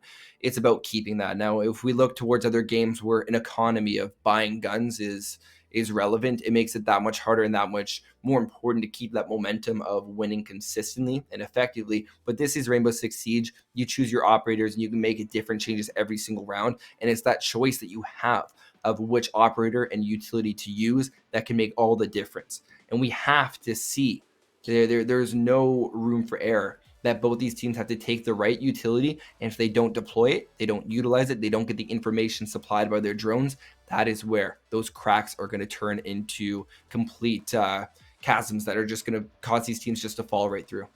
Yeah, I mean, I think another big one that we have to shout out is obviously, I think it's the Seagulls' usage of drones, the way that they're able to find out where these players are, ping out, and we've been seeing upnays, we've been seeing bucks, we've been seeing all sorts of usage on this side. So they really are, I guess, not a unique bunch, I guess a diverse bunch is what I want to say in terms of their strategy. They know that they have a lot at their dispersal, and they're dispersing it very, very frequently throughout these rounds. Yeah. Our next map, should we need it, is Cafe, and I feel like it's bad to speculate on that. But these direct pushes could be absolutely devastating when we think of sites like Reading and Fireplace, where just being able to spring onto the site could be absolutely detrimental to the defenders. And if that type of push is able to pick up through this second half of Skyscraper, if the Seagulls are unable to properly clear one of these sites. Now, the next one, the tertiary, not the tertiary, they're going to be going up to a second floor.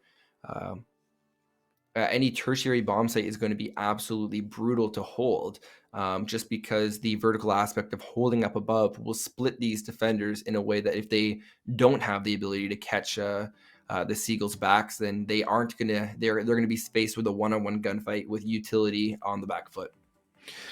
Well, speaking about back foot, seems as if we are going on to the back foot. We are going on to a quick 5-minute break while we sort out all the rehost issues. We will be back very, very shortly. Do not go far.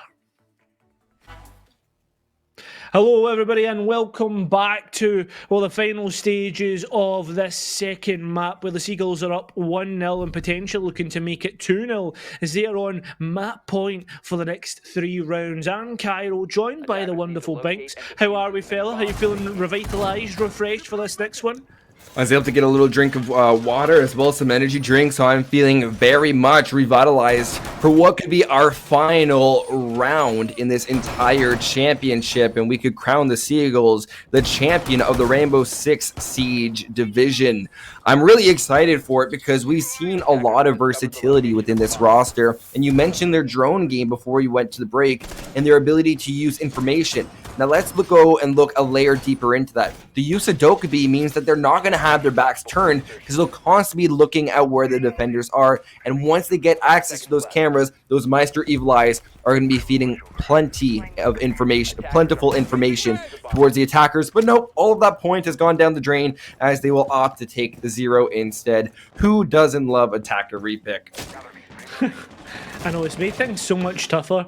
It has, really, but at this point in time, with the way that things are looking to go, the 0 being picked up, I guess it could lead in towards that point as well. I mean, the fact that these cameras will be disposed upon the map and put themselves in a good spot already. An adaptation coming through from the Gryphons in terms of their setup, where they look to actually reinforce the wall inside of Statue. But the Seagulls really putting a presence again on this bottom floor, where they look to upnade and find potential players who are just standing above. Historically, we did notice that these players who are pushing down below were caught off guard when they tried to make their way up from Black Stairs as well as main restaurant stairs. If they are unable to properly claim map control and make their way up to the second floor, this could make all the difference in this round as Gugs is able to find the kill onto your soft breach of Sledge, being able to pick it up, and that does look like the kill came right around the stairwell. So once again, extremely difficult situation. Karma able to find Sticks, and that means they should be able to start pushing up, and it is through the spray up through the ground. Karma with 2, making beautiful and brilliant use of that skeleton key. A minute 30 to go, spraying up. Natgav able to find the headshot on Darth Pickle. Refrag from Gogs as their second on the round, looking to save it, make that 3, single-handedly keeping their team alive while still having their back against the wall. Stuck in the frostbite is going to be bad karma, leaving this entire round potentially up to Shrimp. Well, this round now completely on its head with a minute left already. We can hear those cameras moving about from the Maestro, obviously. Not able to zap away, but they are able to somewhat give away information as the players are all trained on The main position as they look to try and get a revive up at least to make it a decent 2v2, but time is ticking away and that is the most important thing. You are playing against the time, especially with the diffuser down on Black Steels. Things get even harder. Default cams up in the lake. I mean, Shrimps really has an uphill battle, and well, they better get their mountain climbers on because they're going to need it. The hatch is open, not much to find from there as they check left and right. And now it looks as if the decision is made. They're going to head towards Black Stairs. There's a zero camera, at least to call out if someone goes close. And that's what they're going to look for. Gugs now looking to move towards Black Stairs where the push is coming. A couple of bullets go out. Gives information about where this player is. They try and get the head through the gap. But Gugs wide swings and swings hard. Taking the head clean off. Seagulls, well, their lead is slowly being reduced to 2. But we have to look at the highlight play of Cugs there. They were able to find another 4K. That's absolutely huge, considering that they stopped that push all from knowing how to maneuver around and look from side to side. And yes, one of those kills came from the Frostman that could have gone and been stolen. We also have to look at the fact that point notifications are off. You have the very audible sound cue of when someone's going for a res in a Frostmat. But you oftentimes don't have that ability of knowing if it's far away that you have actually downed someone. So very interesting dynamic. We don't know what the sound characteristics were like when they hit it. You got to watch for that, as Bad Karma was doing a great job looking up, finding those kills, but they're not looking down. And oh my goodness, deja vu, Tachanka, especially Cham, opening up walls.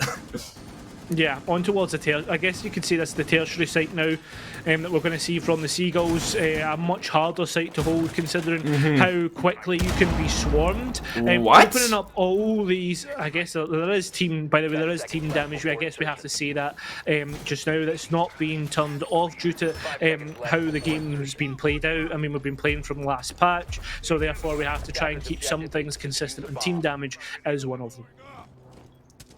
That is a very obscure angle that we're seeing set up, and it looks like they're trying to be able to hermit into the bathroom tub corner for security. We have to be very careful. They don't have any projectile denial. They do have Gugs, but those projectile denial will be very selective throughout the round, and how they place it is going to be pivotal. The push largely set up from West Garden, making their way in towards bathroom as well into restaurant. It could make for an interesting dynamic if they don't drone out properly from behind. Obstacle will take out the top frag of Natgab, relegated to the bench a little bit prematurely, springing the trap. It is going to be the Band able to find one, down the other, not able to finish off. Shrimp getting up with 20 little hit points remaining, setting up those air jabs. Finally, Bad Karma able to find one. Gugs able to find Bad Karma in a quick refrag. 2-3 with 2 minutes to go. Still lots of possibilities for the Seagulls, but they have to make something of this. The site is completely open. They have the magnification. It's just a matter of peeking these angles properly. That's the thing, it's peeking these angles properly. Don't dry peek. Don't maybe put yourself out in the open as Darth Pickle did, nearly giving themselves up there. But Gugs, they're in reinforcement. We're already down to a 1 versus 3, and while we might go down to that 1 round shootout, whether we go to OT or Seagulls close this out in 2, things have been disastrous the past couple of rounds. Things going completely wrong, and well, there's one of the things that's going wrong. They go for the prone peek, it doesn't work out. Darth Pickle finishes it out with the aid of a bleeper.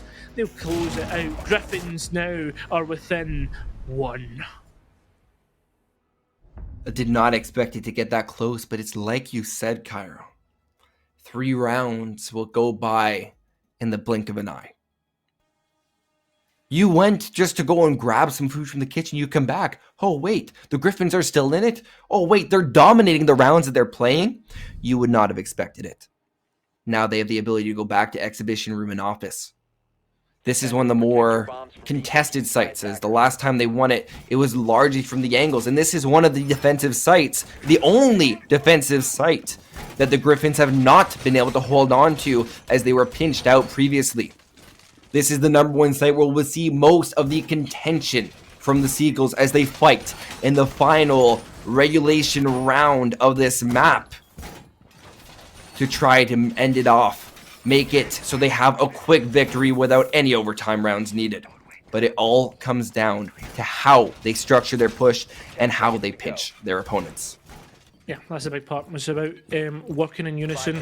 We've been seeing the Seagulls really be moving as 5 and kind of working the map that way. But sometimes when you go one way and don't diversify your attack, we can see things like a bandit spray down one corridor. I mean, players can really leave themselves open in terms of how the Gryphons are set up. 3 players on the site, 1 below and 1 roaming deep in towards the karaoke side. This is now looking to be a potential issue here, or the first issue they're going to be facing. Darth Pickle, and how are the other players going to set up for this one? It's all a matter of if they choose to go in through Geisha, which they will, which does give a lot of potential to this Capcan, but they have to be very mindful of where he is. They'll drone them out. They haven't spotted out the Wamai. They cannot get overly aggressive on this. If they do, they will be able to get caught off by the Wamai, but Gugs will rotate off of it. And I do prefer that type of push. Flashes are going to be thrown, not going to catch Darth Pickle. 6 to find the first one, Flickster to find Darth. Massive refrags, Gugs to find 2 huge kills on the round, bringing this down to a 4v2. And once again, 8-0 since the rehost, almost at double digits. They have not died. They are on an absolute burner, Cairo. They really are. I mean, if you start to flush in all of the kills from before the rehost, then you start to think about how many kills have actually been able to get, which has been sensational. And now it's up to the last 2 remaining players of Flixer and Obscure. I mean, both these operators came out at the same time, so I guess there's a little bit of a unison on that front. Players just waiting to see when the swing comes through, just holding a couple bullets coming their way. They must know about these players. They just see the head, unfortunately just miss out. No player near main, just worried about that. And this is the different angles that you have to be worried about, and Siege can just become so much. Gugs again, the head, the Grim Reaper at this point. That's really what's caused the Seagulls not being able to shut down this player. And well, it's down to a 1 versus 3. The bullets rain out. The Lion doesn't flick in time, and the Gryphons will push us all the way to overtime. Not exactly what we expected to see. The Seagulls had such a dominant half, and here's the problem. They are starting on overtime, which means with the Gryphons being able to go back to defense to any site of their choosing, they'll go to karaoke. The Seagulls are stuck once again on a side that they quite clearly do not prefer. They managed to have 2 very split halves, 5-1 on each of them. Not what you expect. The Gryphons have the momentum now. Everything is flipped up on its head. And now with us going back towards T-Room as well as Disco, we have no way of knowing exactly how they plan to hold it. And more importantly, last time Bad Karma was able to spray up, but Gugs consistently has been able to roam without consequences. Jackal is on the board. I want to highlight that. The only round that we won, Jackal was on the board, selected by Bad Karma. Now, I don't know if it's other people's choice not to take him, that he feels too much like a crutch, but when you don't have people consistently pinching out these roamers, that Jackal play could massively save this team. That's the biggest thing. It's about these Jackal plays, and I guess just identifying the roamers in general. Looking at this right now in terms of the pings that are going out, there must be some sort of information being relayed about potential problems there. We've obviously got an idea of how things are going to go, but I want to see Seagulls diversify. Both teams obviously very capable on the defense, and I guess it's just a matter of, break and serve. Finding that attacking round between the 2 of them to push themselves onward. First kill, Gugs. Double digits since the rehost. I want to highlight that when we came into the rehost, it was 6-3 in 4 rounds, 10 kills. This is not Call of Duty, folks. This is largely Rainbow Six Siege, a tactical shooter in which getting kills is a much slower process. It should not be this fast, but they are making it look easy. Watching this angle, should Gugs peek it at the wrong time? You can see the little blue outline nade being cooked. This could easily capture 2. Huge nade is going to down Gugs. Do they know? Can they get the revive? They have no idea. They can hear it. Res being cooked out. Nade being cooked. The timing will be crucial. Catch 2, no, it'll only catch 1. Lightning Dark Pickle out to 50, but that is a huge frag. Gugs, the number 1, has more kills than his entire team combined, is now down and off the board, leaving us to a 3v4 with a lot of potential from the Seagulls. I'm really disappointed that Frostmat has been so effective nearly about 3 or 4 times in a row when attacking this site. These players should be checking their feet, checking when they move up that staircase, but unfortunately not cut out. A couple of pre-fires on towards angles, but not finding much. Looks as if these players are looking to scarper elsewhere and see what they can find. Not much at this moment in time. And it is going to be a cross full clear from these players, which is going to take a long time usually. And that's the problems. The fact that you're going to have to re-clear in towards these defenders just streaks doom, shouts doom. And while doom may be these attackers' fate is already, we're down towards 1. And now Flixer has to clutch in a 1 versus 3 with 40 seconds remaining.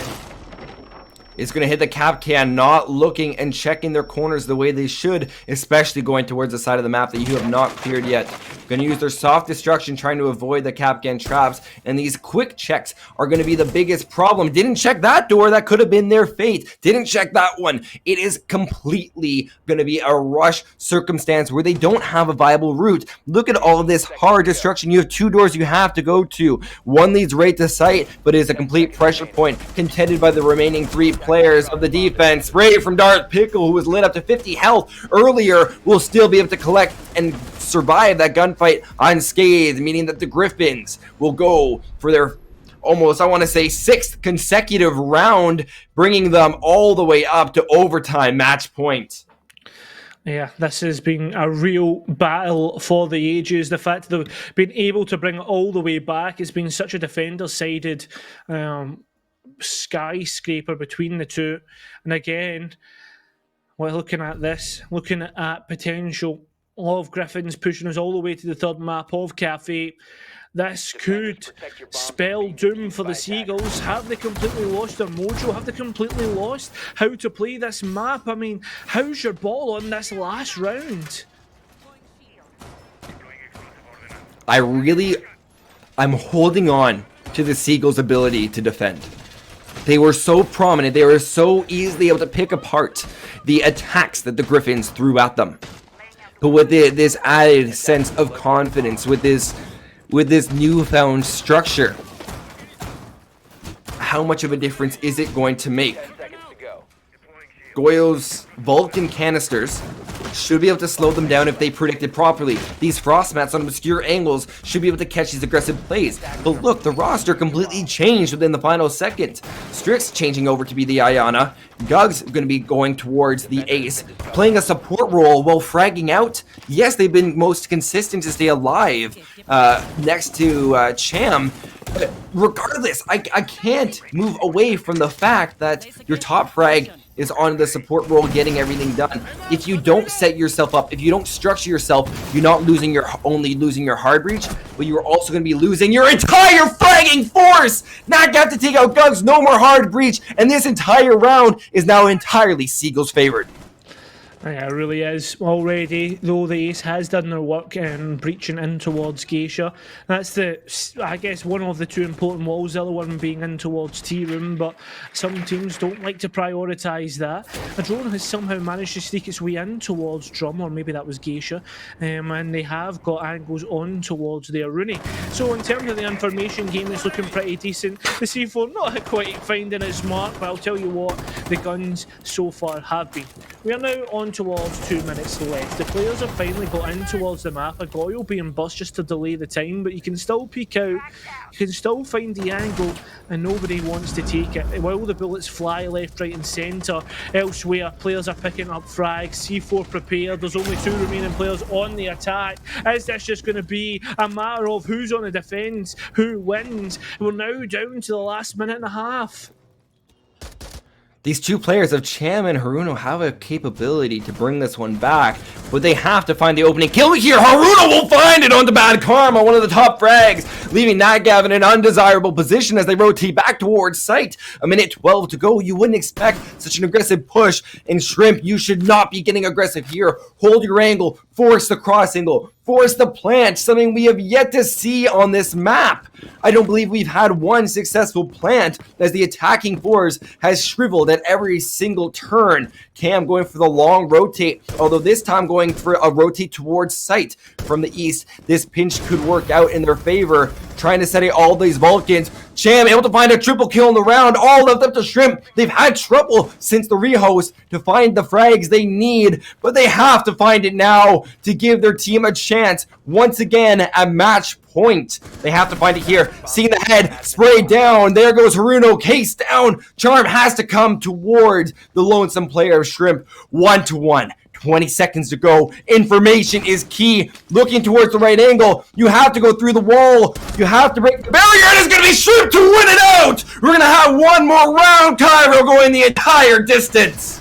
We are going the entire distance, and what a time to pop up with that clutch there from Shrimp. We now have to see Seagulls finally win their second round on attack. Yes, that's right. The Seagulls have only been able to win one round on attack. Both teams have only been able to win one round on attack, and now looking at this, it's going to be such an uphill battle considering we have to go to exhibition and office. It's all about breaching. It's all about holding these angles and not allowing your opponents that, I guess, chance to swing out. Seagulls, you have a lot to do, and well, Gryphons, you have, I guess, advantage still in your favour for this moment in time. We know that endless overtime is not on, so let's make sure it's not mistaken. This is the final round of Skyscraper. Your champions could be crowned here, or this could be where the Seagulls' fall begins as we go towards the final map of Cafe. Exhibition Office, a map where structure is so pivotal, where information plays one of the biggest factors in knowing how your opponent is going for their push and how they are defending. These angles are going to be so key. Bad Karma is going to be sticking to the Dokkaebi rather than the Jackal, and this entire direction towards utility affecting the entire map, they won't be able to go onto their Maestro camera, and that could make the difference, not to mention the fact all these players, including the roaming menace of Gugs, will be notified. No.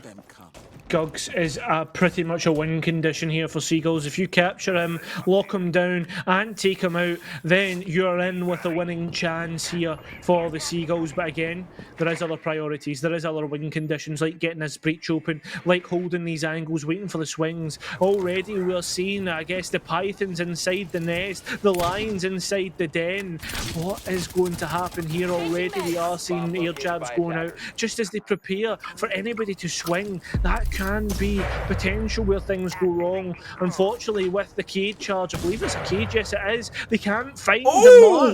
The impact's already wasted. That is going to be a massive problem for these attackers to get the wall open.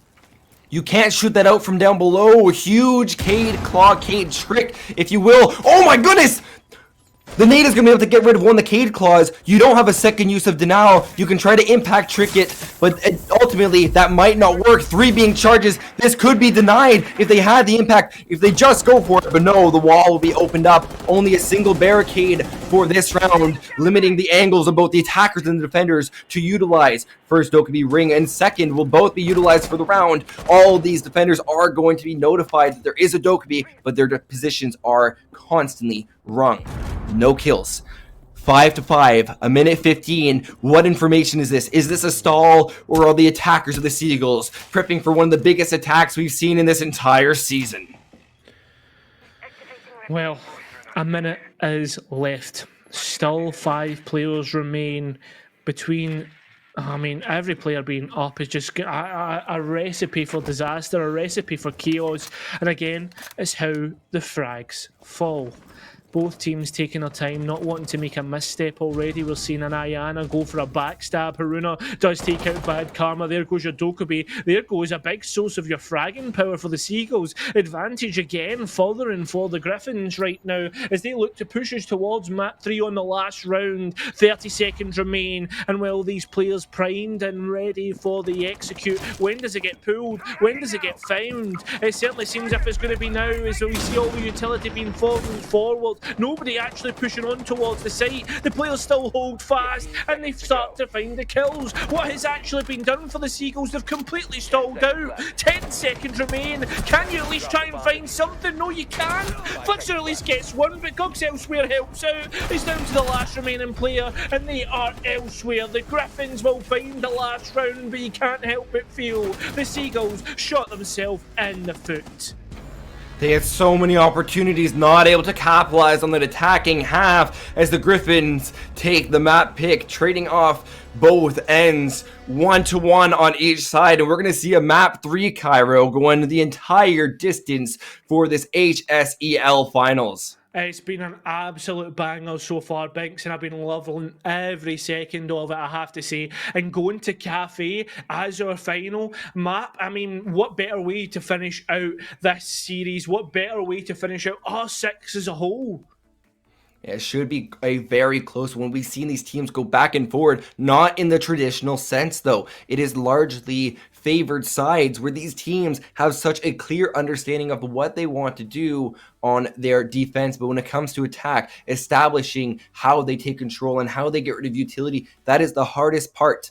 I want to see a Jackal pick, either a Jackal ban or a pick. It has to come out on the board because when they do go for those extensions, if you don't have the ability to capitalize and eliminate those roamers on Cafe, then you are going to be fighting a losing battle on attack, and especially setting up vertical. Fuse, Sledge, Buck need to make an appearance. Even Zofia, if you don't want to have that forced close range soft breach.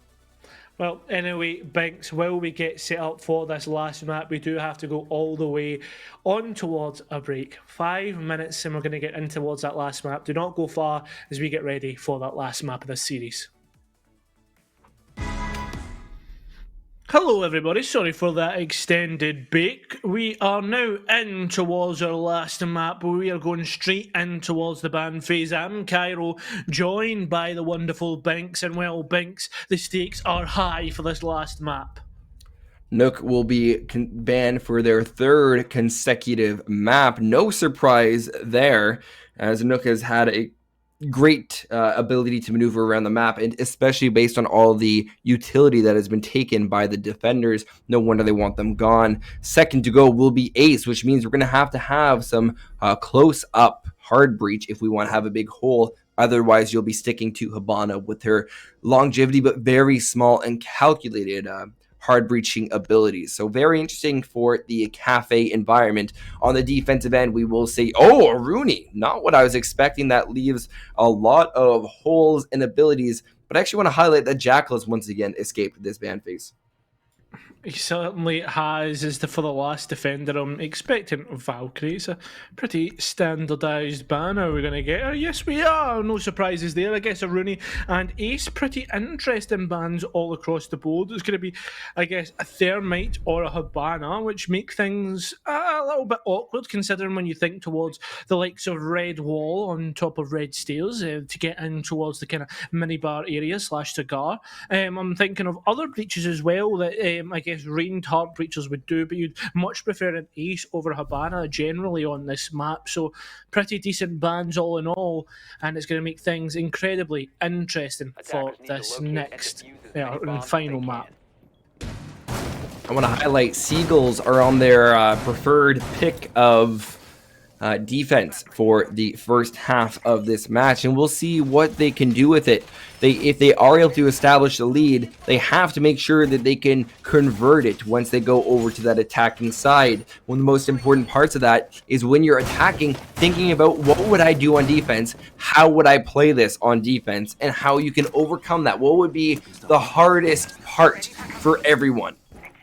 So in that regard, we have to see that the Gryphons will have calculated aggression and clear out the Seagulls. Otherwise, we could be easily staring down a very dominant lead at the half.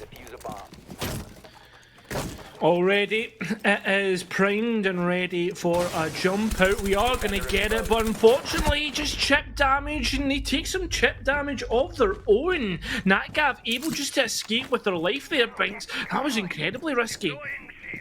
Not too sure if I'm a fan of an Echo of all players going for that. If you want to go for a run out and really commit to it, you have to be taking someone like, I don't know, the Doc, the Rook, preferably Doc. You can revive yourself, and if you go down on that platform, chances are you can get right back up. So not too sure what the entire motive was there. They'll be able to stay alive. They can use their Echo Drones and hide for the rest of the round, hoping not to get into a gunfight. But I'll be standing once again corrected as Cham, the Blitz, will be taken out. Obstacle will be able to take out Daz. Bad Karma able to stack on. Flix also wants a kill, leaving it all left up to Shrimp, the only player without one. Let's see if they can collect that one before the end of the round. It's going to be Sticks to be able to find Natgav. That's one. EE1D being cooked out, trying to find the Azami, playing all the way back. And oh, nice shot from Flix here. They'll flick right onto it. And that was the operator I was waiting to see come out. Beautiful Azami setup, making it extremely difficult for the attackers and an extremely quick first round for the Seagulls. I mean, Izami's not been an operator that we've seen much of, and realistically we should be seeing him more of in this series, but nonetheless I'm glad to finally see it, and what a payment it gave out for that round. How easy was that for Seagulls to just shut things out? Gryphons just unfortunately forced into such a tough spot in terms of pushing, and now the Seagulls are definitely on their A game and looking to punish Gryphons for attempting to even win back this series. Now on towards basement. I guess it's a little bit different from the top floor considering the verticality aspect of this site.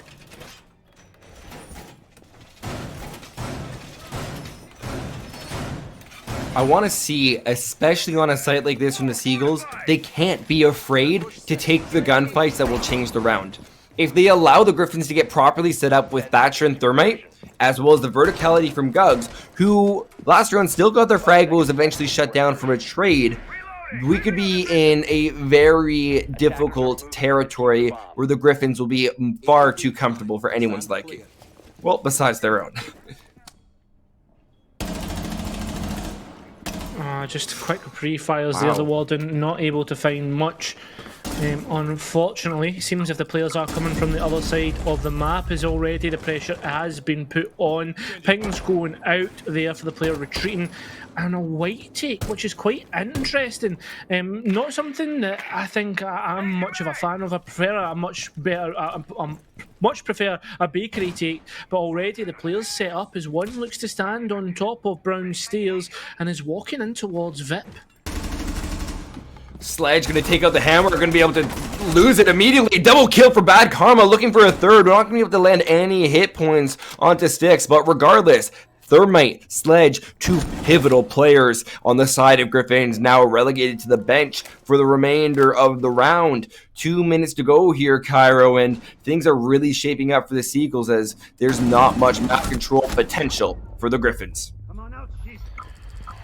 Well, already the players are going to get aggressive, and now we're just down to 2. This is looking like a whitewash, and I mean that the fact that they're all on white corridor inside of VIP and getting found out. It's all up to a Nomad and a Lion, and that Lion very low in terms of that health pool. We could find a Toxic Bay, probably close them out, and they're taking and walking with trepidation in this round specifically. A minute and 20 left, and they've got so much time to work things out. And I mean, in terms of the drone game, both have, well, 2 between them, 4 all in total, so they can easily start to find out. And the fact that they're able to find these angles, finding Flexer, but they can return fire and do so quite convincingly. The SMG-12 not quite working out there for the Warden as they try to go for style points. The style points not working out. Darth somehow able to vault out there, and now this is realistically looking to, I guess, end out the round,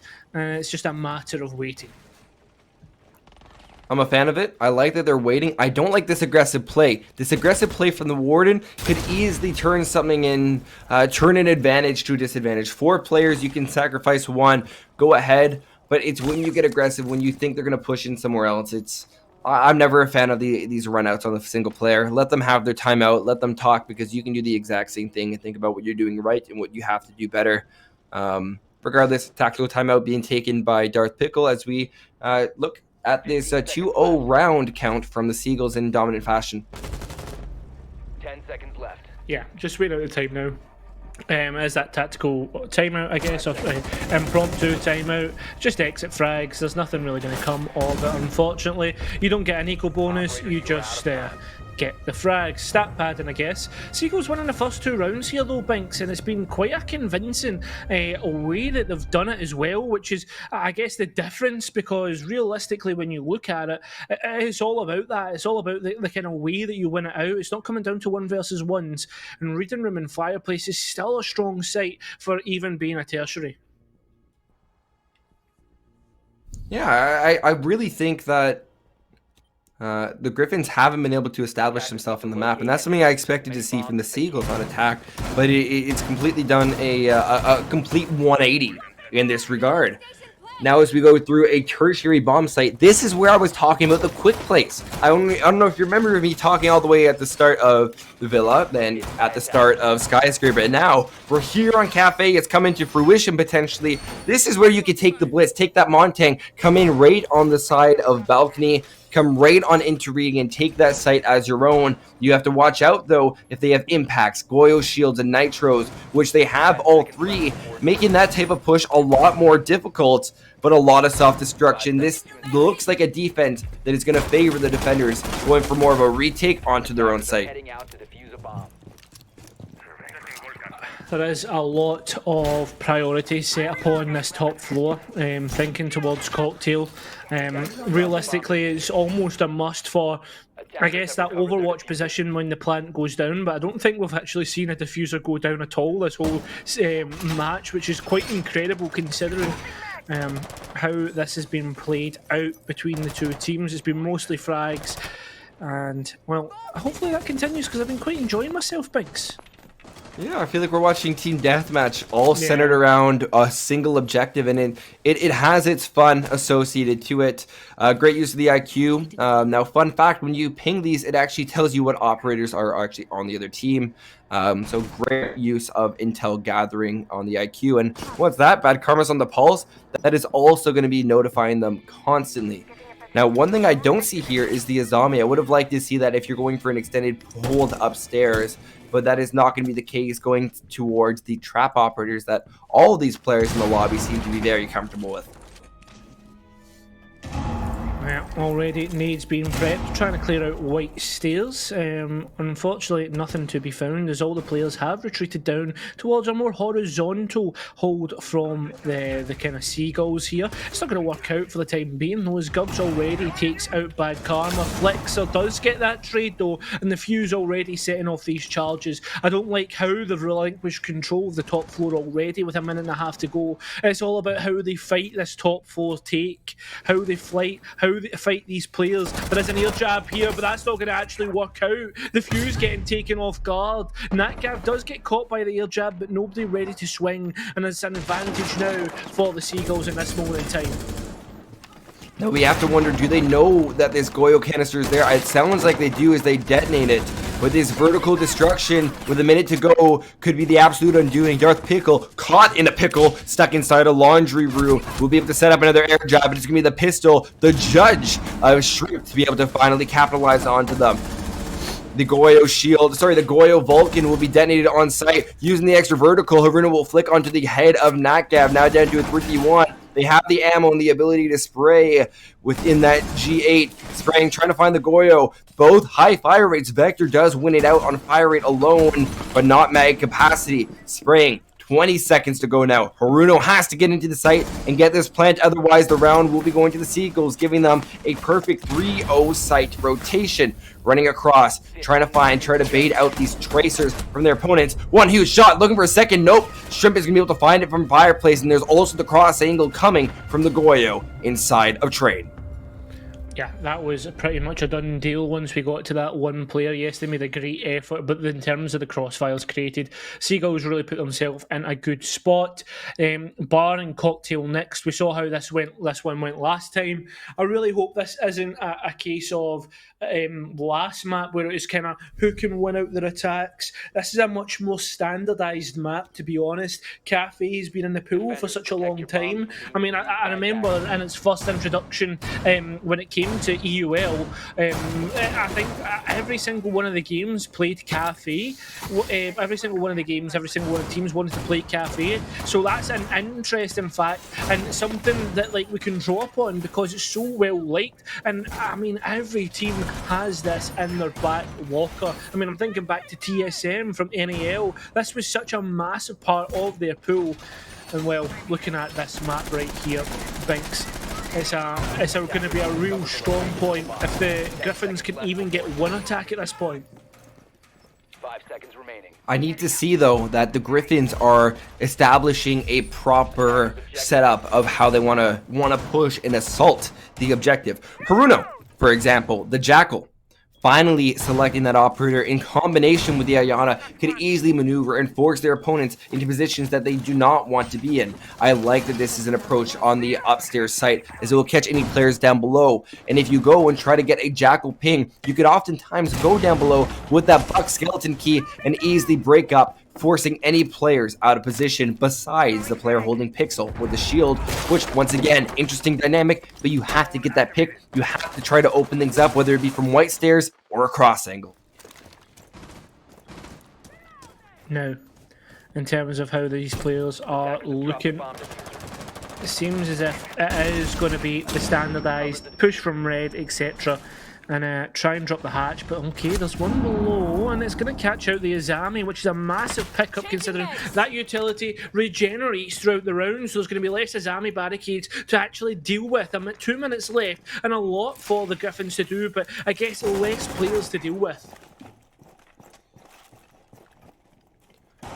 I like this. It is the perfect start. Gugs will get shot by a little hold from Pixel. They weren't able to gather information on their replicator, but they have enough shots as they have fire from every angle. They can have an idea of where they need to pre-fire while their clone is still recharging almost 3/4 of the way there. They'll be able to once again attempt and deceive their opponents. If assisted by a flash from Pickle, that could easily turn the tide, allowing them to gather that extra pivotal part of information. Caught on the rotate out, Gugs will find the other top frag of Natgav. Not this round, however. Flixer has taken the top of the Seagulls scoreboard with 6 kills and 2 deaths in our 3 rounds. Spraying out from the freezer would be obstacle as Gugs once again to find their frag. A huge part, and we could potentially see one of the first plans of this entire series. Sprays out. Will it happen? Coming to fruition? No, I don't think it was actually planted as Haruno on the Jackal catches the remaining player off guard. That was so much more convincing by the Gryphons there. I don't know if the Seagulls want to continue with their site rotations, but I'll tell you, yeah, they are. I'll tell you what, the Gryphons look so much better, and they were able to catch players off rotating. I mean, Seagulls just did not have a grasp of what was going on from the Gryphons, and I mean, well played to the Gryphons and what they did there. Attackers need to locate and defuse as They many will bombs as they actually continue their rotation down to kitchen, and the one thing we know for certain is going to be the defensive lineup. can. By the looks of it, they aren't going for any denial besides the partial coverage of the mute. This is exactly the area that you want to be in, all because it allows you to be in the position to block drones, an information gathering part that has been very pivotal of the Gryphons' previous attack, and it also blocks your walls. Looking over at the utility, Gogs won't be able to push in with their Gemini replicator, as well as Jackal's Inox scanner will not be able to break through that jammer if they are stuck in it. If they're trying to push while having their headset on, that could give the strategic advantage needed by the players of the Seagulls to secure their kill. Okay, well, remember how this went last time? We saw a white push come through and it actually all fall apart. Especially from heroics of the cap can. Stick's already taken a little bit of damage, unsure where from, but they won't be looking too healthy for the rest of this round. Already door barricades being broken, and that's just going to make the Sledge think about where he wants to go. Elsewhere, the rest of the team has went for more of a top-down clear, especially with a Cyana clone looking to clear things out. Looks as if Bad Karma has been found, the mute, and it seems as if they're going to continue to stay up and towards trains. Very slow hold, I guess we could say this time. From the Seagulls, they don't want to instigate anything, and that could be their undoing, but on a site like Kitchen, you can oftentimes get away with not going for that aggressive third floor hold, as the second floor is always going to be your biggest problem.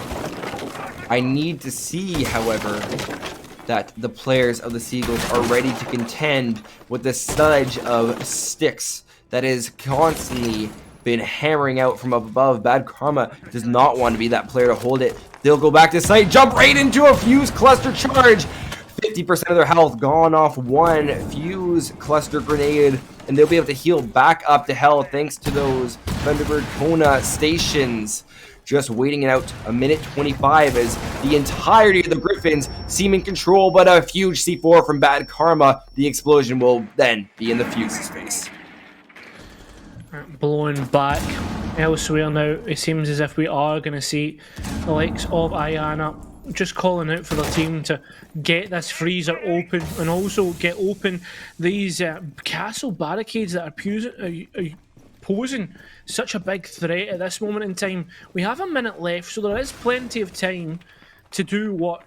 But the thing is though, this time can easily start to whittle away, start to dwindle away, and then therefore the hopes of the Gryphons. There's also Echoes, Yokais as well, just pinging away, but that won't help out Obscure as they'll get taken out by Haruno. We're going in even in terms of this execute. Smoke Babe starting to go out just to deny these areas as the players look to head towards Bakery.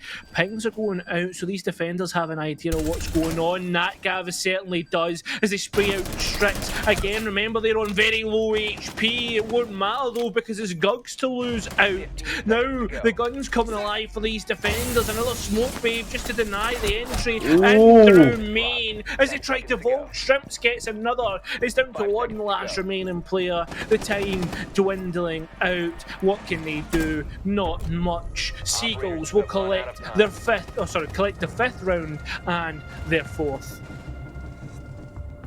Exactly what you want to see. Seagulls hold on for the round they need as we go into one final round. And I don't like this. It feels like we're very close to repeating what we saw in the first map, of 5-1 favoring the Seagulls. Now, we also have to acknowledge that we did see a rehost asked for by the Seagulls, and that massively seemed to affect the momentum that they initially had, turning the tide to assist the Gryphons in their comeback. So if we do see that consistent win dynamic from the Seagulls, this could be a very dominant win on the final map of Cafe. But the Gryphons, they win this. 4-2 split is not something to complain about here on Cafe.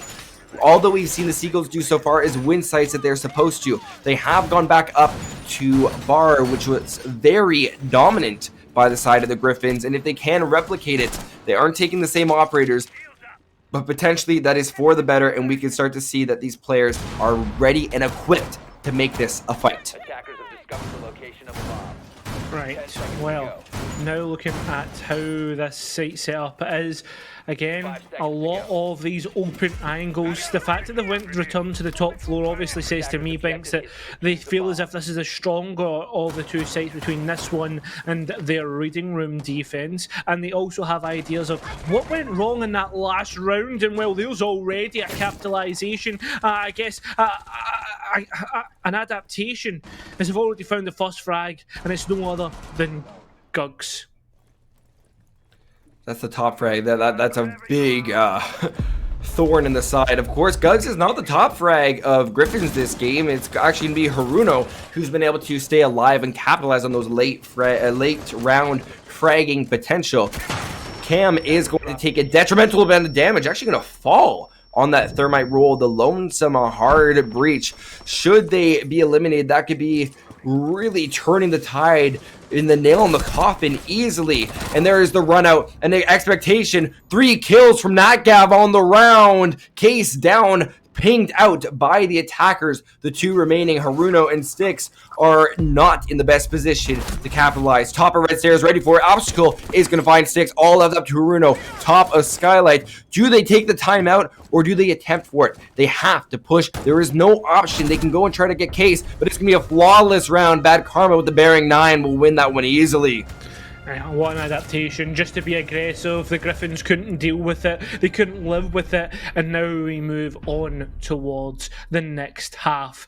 We've seen this before, I'm having deja vu here, Binks, but can the Seagulls improve upon what went wrong in that last map? Can they make their attacks hit? Remember, Cafe, it can normally be a very defender-sided map, so we could feel very reminiscent of Skyscraper. Attackers need to locate and defuse as many It bombs could, as they and can. I want to see if these players are going to go for those same types of pushes. Look, we have a gridlock from Bad Karma. That's a very different play style.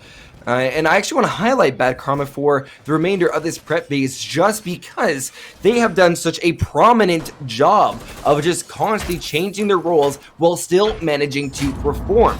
They have constantly isolated their opponent. It could be the Buck over on Skyscraper. They could be collecting information for their team while playing the Zero.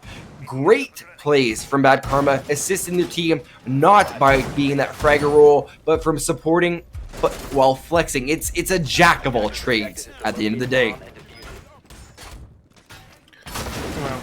Let's look at how this attack folds out.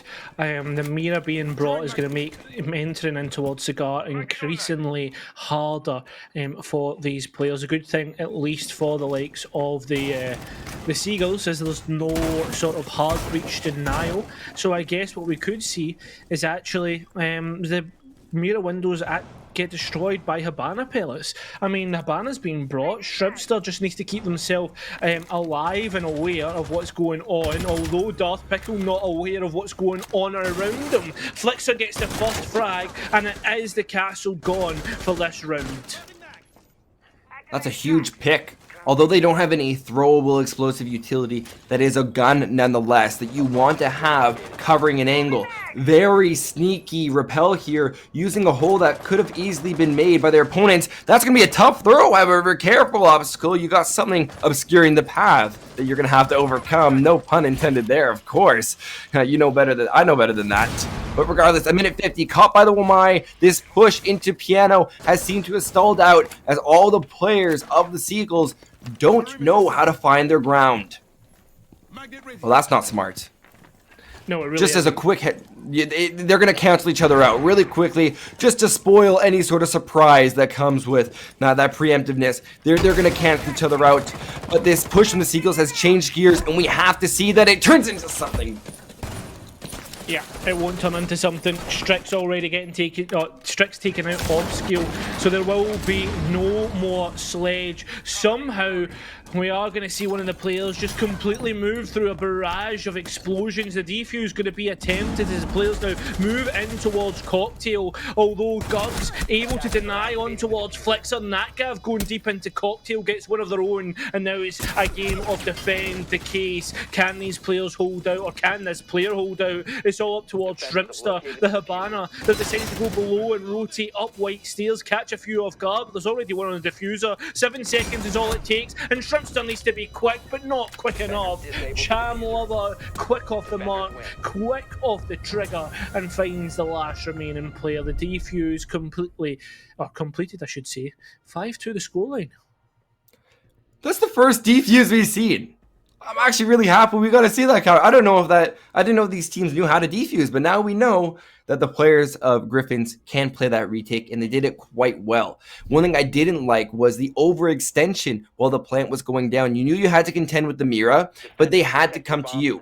Both those players dropping made sense, but I would have much rather see a riskier plant where you know they're going to push you no matter what. Getting that plant down, if you can't hold it, is the least of your concerns. You had a minute to clear out. I would have liked to see a plant so very much and obviously out in the open that Skylight can watch it. If you play for that, you are setting yourself up for absolute victory by leaving someone up top or sending an Iona clone in with the player. Just from hearing those shots, the Iona clone being shot out would give you the notification that the plant needs to get up, get off, look around, and shoot for that. But regardless, I digress on that point, as the players are now setting up for Kitchen. And Amaru from NatGav is probably one of the most interesting things I've seen. We don't know. Can we just ask the observer if we could check to see if Fireplace Hatch has been reinforced, or if that could be a potential route to quickly get the Amaru into sight?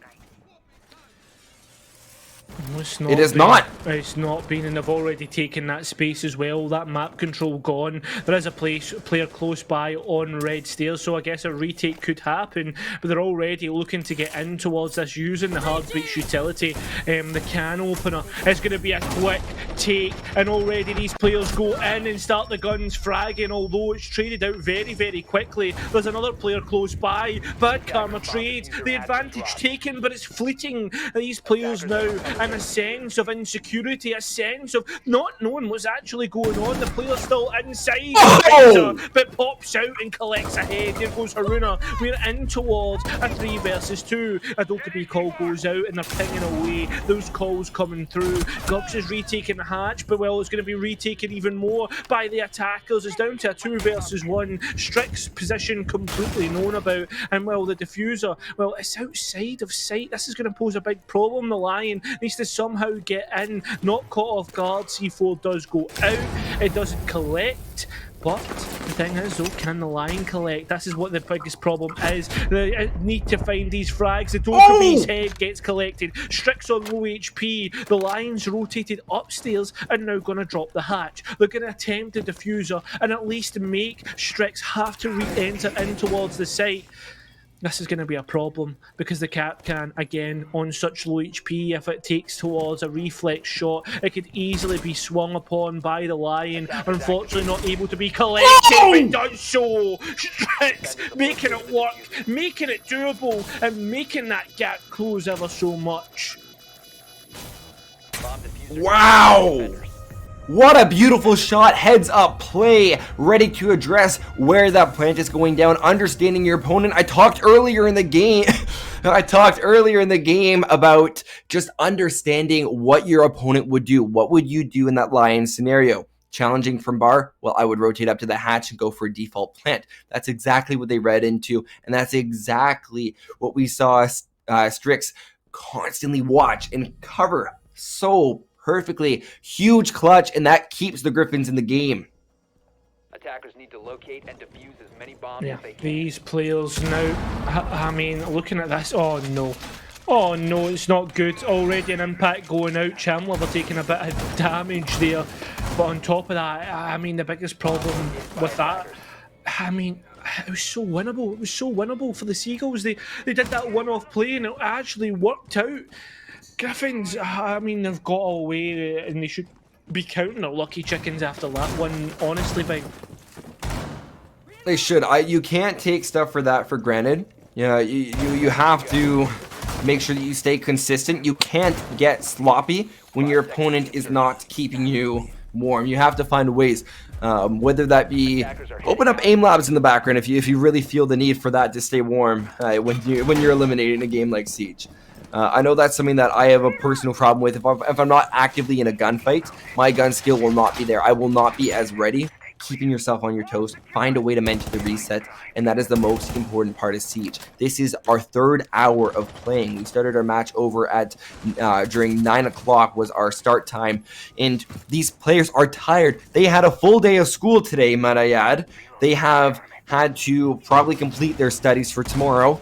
Not to mention the fact they have school tomorrow morning approximately at 8 a.m. It is almost 12 Eastern Standard Time, and these players are not going to have sleep. Yeah, that's the problem. It's the fact that they are going to really struggle. Well, let's see exactly if these players can strive and this environment that they've been put into, thrust upon them.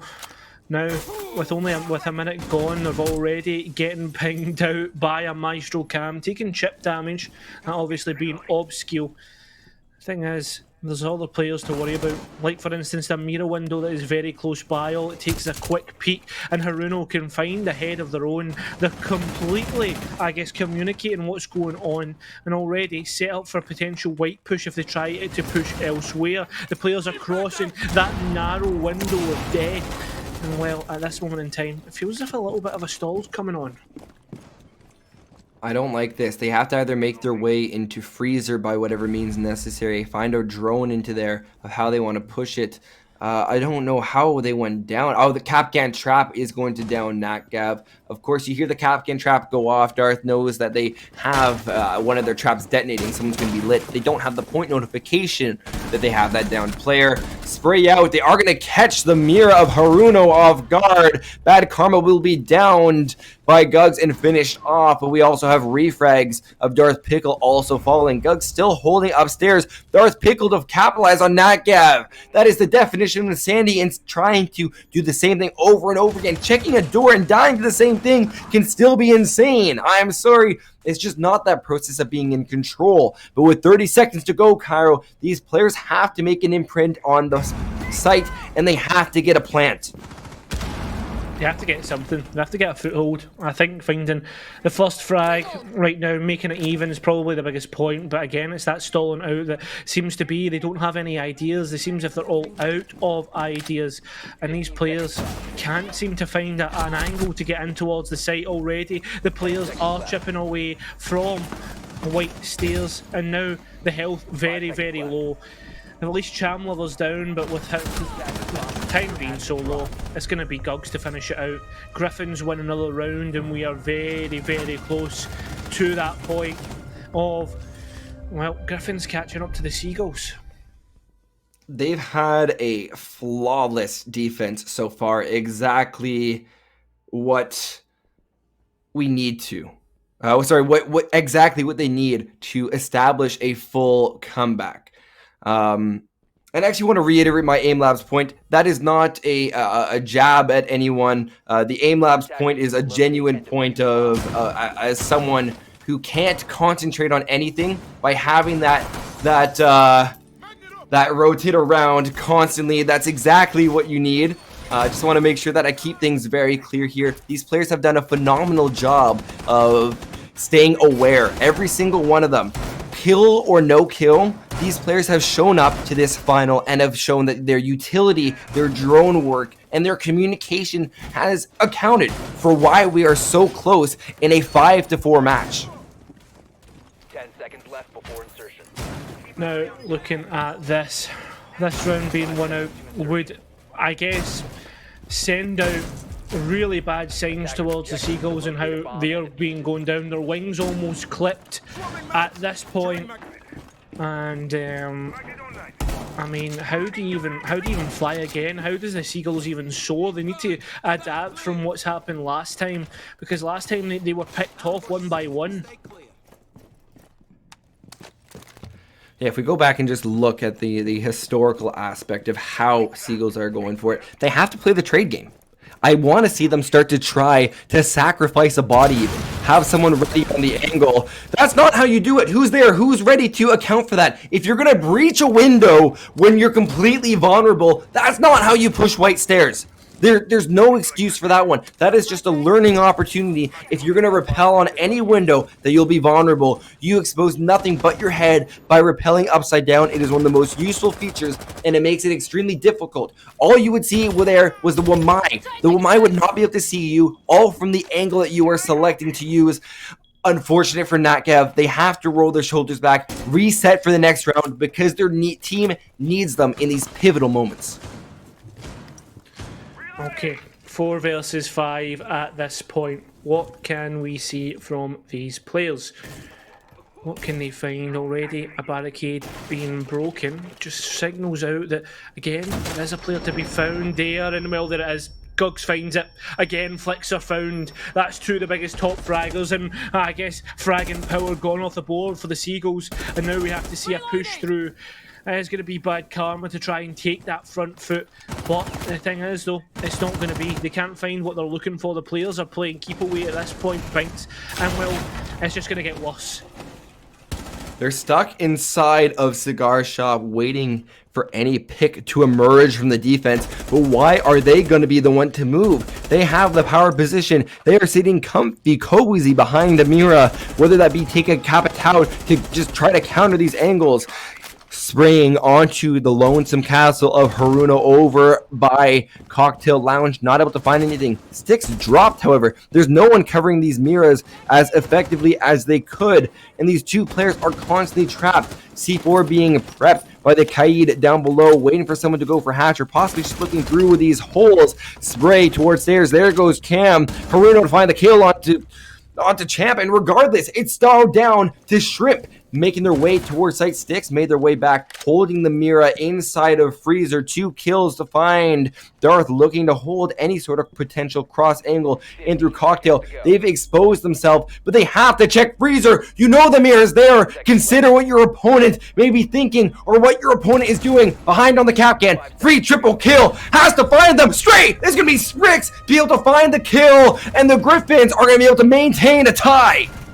They're able to do it. Now we go all even. And Seagulls, well, they are really struggling in this matchup. No way do they let this all go. 2 maps where they were 5-1 up, and 2 maps where they've let it go. This lead could all be over if they don't win this next round. The Gryphons could easily start to put themselves on towards map and match point, and every time they went on to map and match point, they've been able to convert.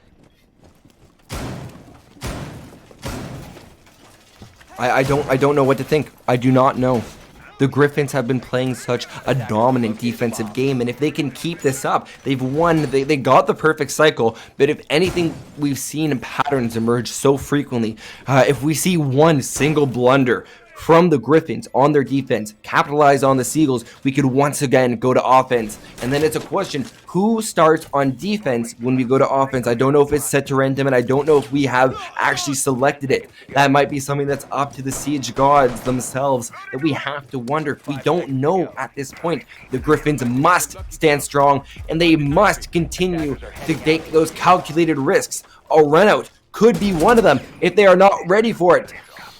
Obstacle will be shot down, just a sliver of HP, but that is much better than the alternative of being dead and leaving their team stuck without a viable way to consistently collect information.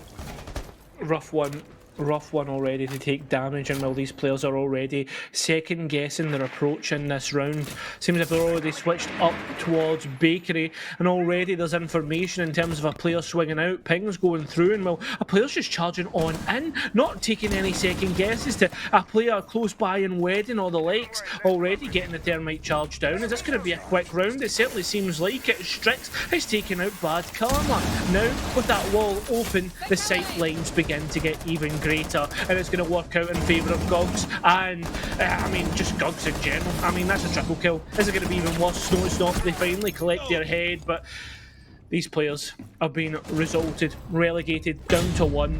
The Habana charge does go off, and Natgav really making a good effort of putting these players down to low HP, putting them down to low. No! Oh, what the hell, Natgav? Just with heroics, solo plays, finds all the heads. Like I said, this round has been turned up on its head. The Gryphons have not been able to just take the lead this entire match.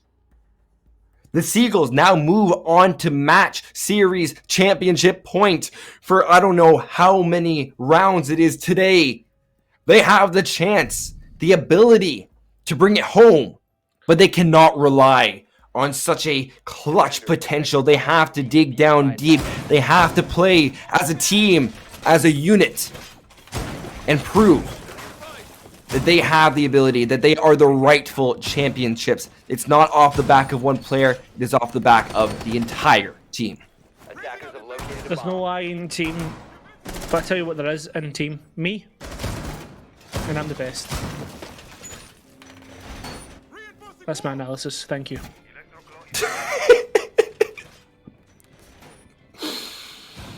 Appreciated it, as always, Cairo. Thank you, bro. Do you know what? That deafening silence just summed up that joke. 5 seconds to insertion. I'm not gonna lie. I was readjusting my headset. I didn't hear it. Time to bomb. You didn't? Oh, do you know what? I'm not repeating it. I'm not repeating it. I said, I'm so sorry. I said, like, I kind of drew it out and, like, I went, like, I said, Joel, do you know something? Binks, there's no I in team, but I'll tell you what there is. There's me, and I'm great. So, you've ruined it. Thank you. There's no winning today. There's no winning today. Both these teams are potentially pushing overtime, refocusing on what could be our final round in this entire championship and what is our final round of relegation in the entire Rainbow Six Siege championship is now coming down to the final 2 minutes. NatGav successfully being able to deploy onto Kitchen and no use of denying this entire wall. Spraying out, NatGav to find Guz. There's your top right gone. Cham able to find Flixer, someone who's also had a dominant performance. Bad Karma is still up on the side of Seagulls, as well as NatGav, who has proven with their 4K in the previous round they have the ability to frag out. Sprays out, Shrimp defies Haruno. The Capcan of Strix, who has actually triggered that nomad trap, is still pressuring the flank. Cam to find Nat, and now down to a 2v3. Shrimp evening it out to a 2v2. 1 minute 44 to go. It does not have to be this aggressive. It does not have to be this close, but constantly Seagulls are trying to pressure. Down goes Cam, all left up to Sticks, having to find the 2 remaining players, looking for the long angle, not able to find that initial one. They are going to have to get back up thanks to that Rook on to 2v2, using that C4, huge triple kill, but it's also triple kill from Shrimp, now down to a 1v1 with a minute 20 to go. Minute 20, and so much to consider at this moment in time. Both players have a massive part to play in this championship. Or it could be decided within, a matter of moments, a flick of a wrist, the pull of a trigger. They don't even know that they were on the outline of Chandler and they've retreated all the way down in towards Freezer, just going for a more defensible position, more natural cover for them, and they're waiting to see if there is that jump in through. There must be information in the form of drones, in the form of cams as they spam through. They're making their opponents think about where they potentially could be. They've let themselves open, but the thing is though, nobody is peeking out into one another. They're playing a game of chicken and who is going to chicken first. A nice smoke out makes the Cade think about where he has to reposition to. The head is seen, but Chamlover sends us all the way to overtime. We have 3 more rounds to decide who is going to be your champion of the High School Esports League for Rainbow Six. A huge play that came out from the Gryphons, back and forward. It is a dictionary definition, Cairo, of just how much these players are holding on. They are not ready to finish it off, and I think that was the closest attacking round as a team we have seen from the Seagulls. They are now stuck once again on the attacking end, and this is probably the worst thing for them, is they have to win one of these. They have to win this round right here, otherwise they will be stuck on a second attacking round should they hold on to their defense. It is so unfathomable to see how much these teams have favored the defensive end, but their adaptation, their ability to learn from one another and make that attacking side so close in the very end. Attackers have discovered the location of a bomb. Well, 3 rounds now to decide it all, and well, Gryphons are starting on the defense once again, so I guess it's advantage towards the Gryphons. Remember, they were both teams only able to win out 1 attack, and we are seeing an interesting adaptation here from the Seagulls. They're going for a Ying, and Ying has been extremely powerful on many a map recently. Thinking more towards Oregon, thinking towards the bottom floor attacks. The fact you get 4 Candelas, and realistically you do have a lot of Wamaitis to burn through, so it could be a good pickup, but not only that, denying just those, I guess, the whole idea of looking with those Candelas can be good, because the flashes can be so powerful. It's a really good change-up. We'll see how it works out. I like the glass in combination with the smokes. The glass only— oh! Gugs! Catching everyone off guard. Consistently knowing where to look, how to swing at a moment's notice. They were lit up a considerable amount, all the way down to 40 HP. But that doesn't change the fact that the one player that can see through your smokes and make a difference in a round is now off the board. Not to mention the fact that there is no hard breach on this round, Cairo. They are stuck going for a very direct approach. Very direct indeed already. Pings going out. I guess pings, I mean, his bullets is pinging away Darth Pickle. They know exactly that they're playing in towards the Shaiko position.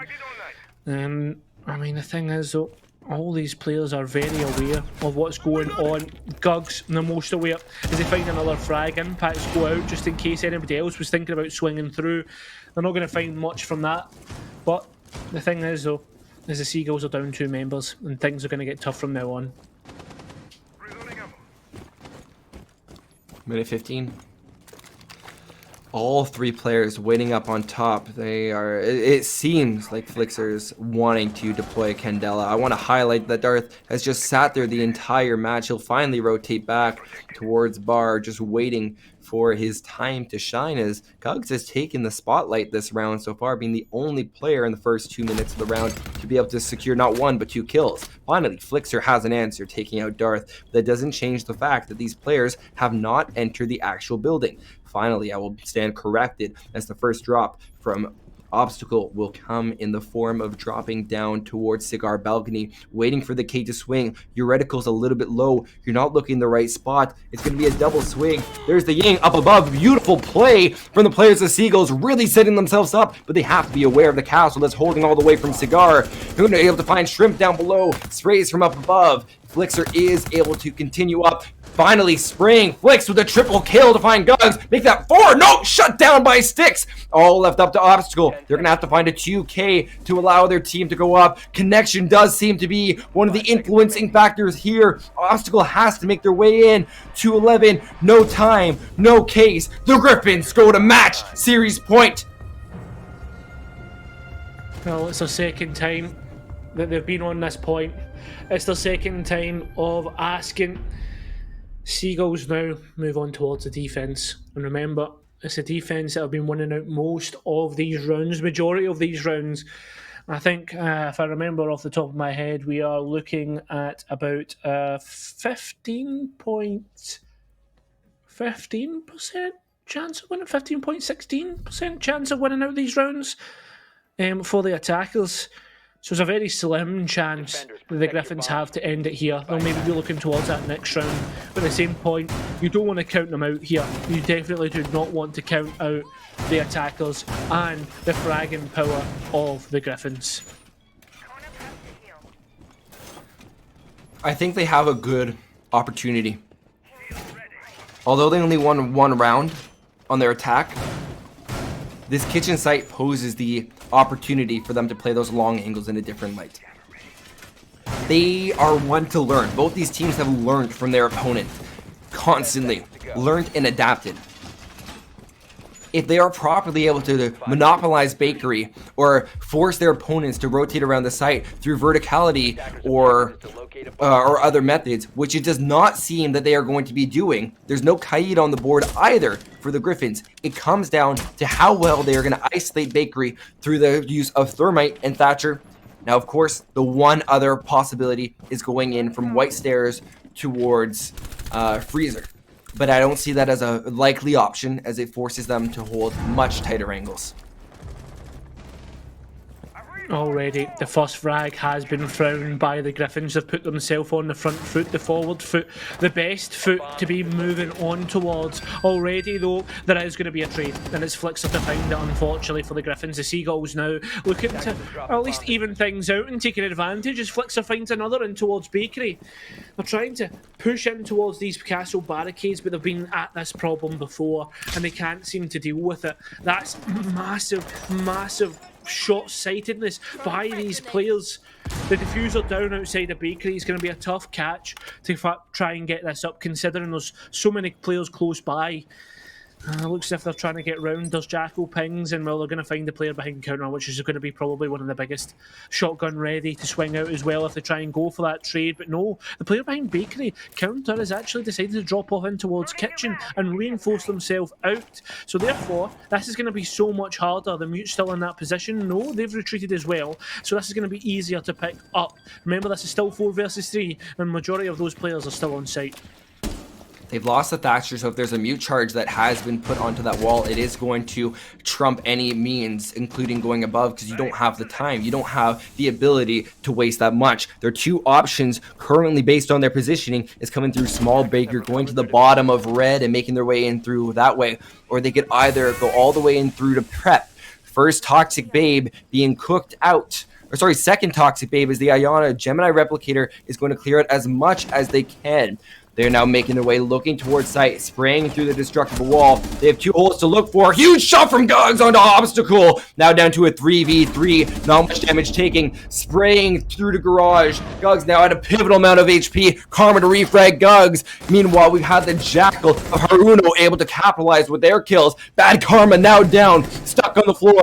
Back. Pressed against the wall. This is Flixer, stuck in the freezer. But no, they've been hot this entire game, coming alive when it matters most. Now they're going to need to get that 4K to keep their team alive. Plant being attempted. Players sitting bottom of red stairs. They have to work their way through the smoke, trying to find where this nomad is situated. First kill, triple kill for the castle of Flixer, looking for the final. Straight towards Haruno. Haruno has the every advantage that they need. Hit the Nomad air jab. Gonna try to stick onto the case. Swinging around. Haruno knows they have to go and try to pressure. Oh, going right into the bullet stream. But nothing is gonna come out true. Spraying. Haruno has to find this mute. 2, 1, they'll find it! And we have your new champions of the Gryphons. A huge attempt from Flixer will not be enough, as your HSEL champions have now been crowned. What a way to do it, coming back from a map down.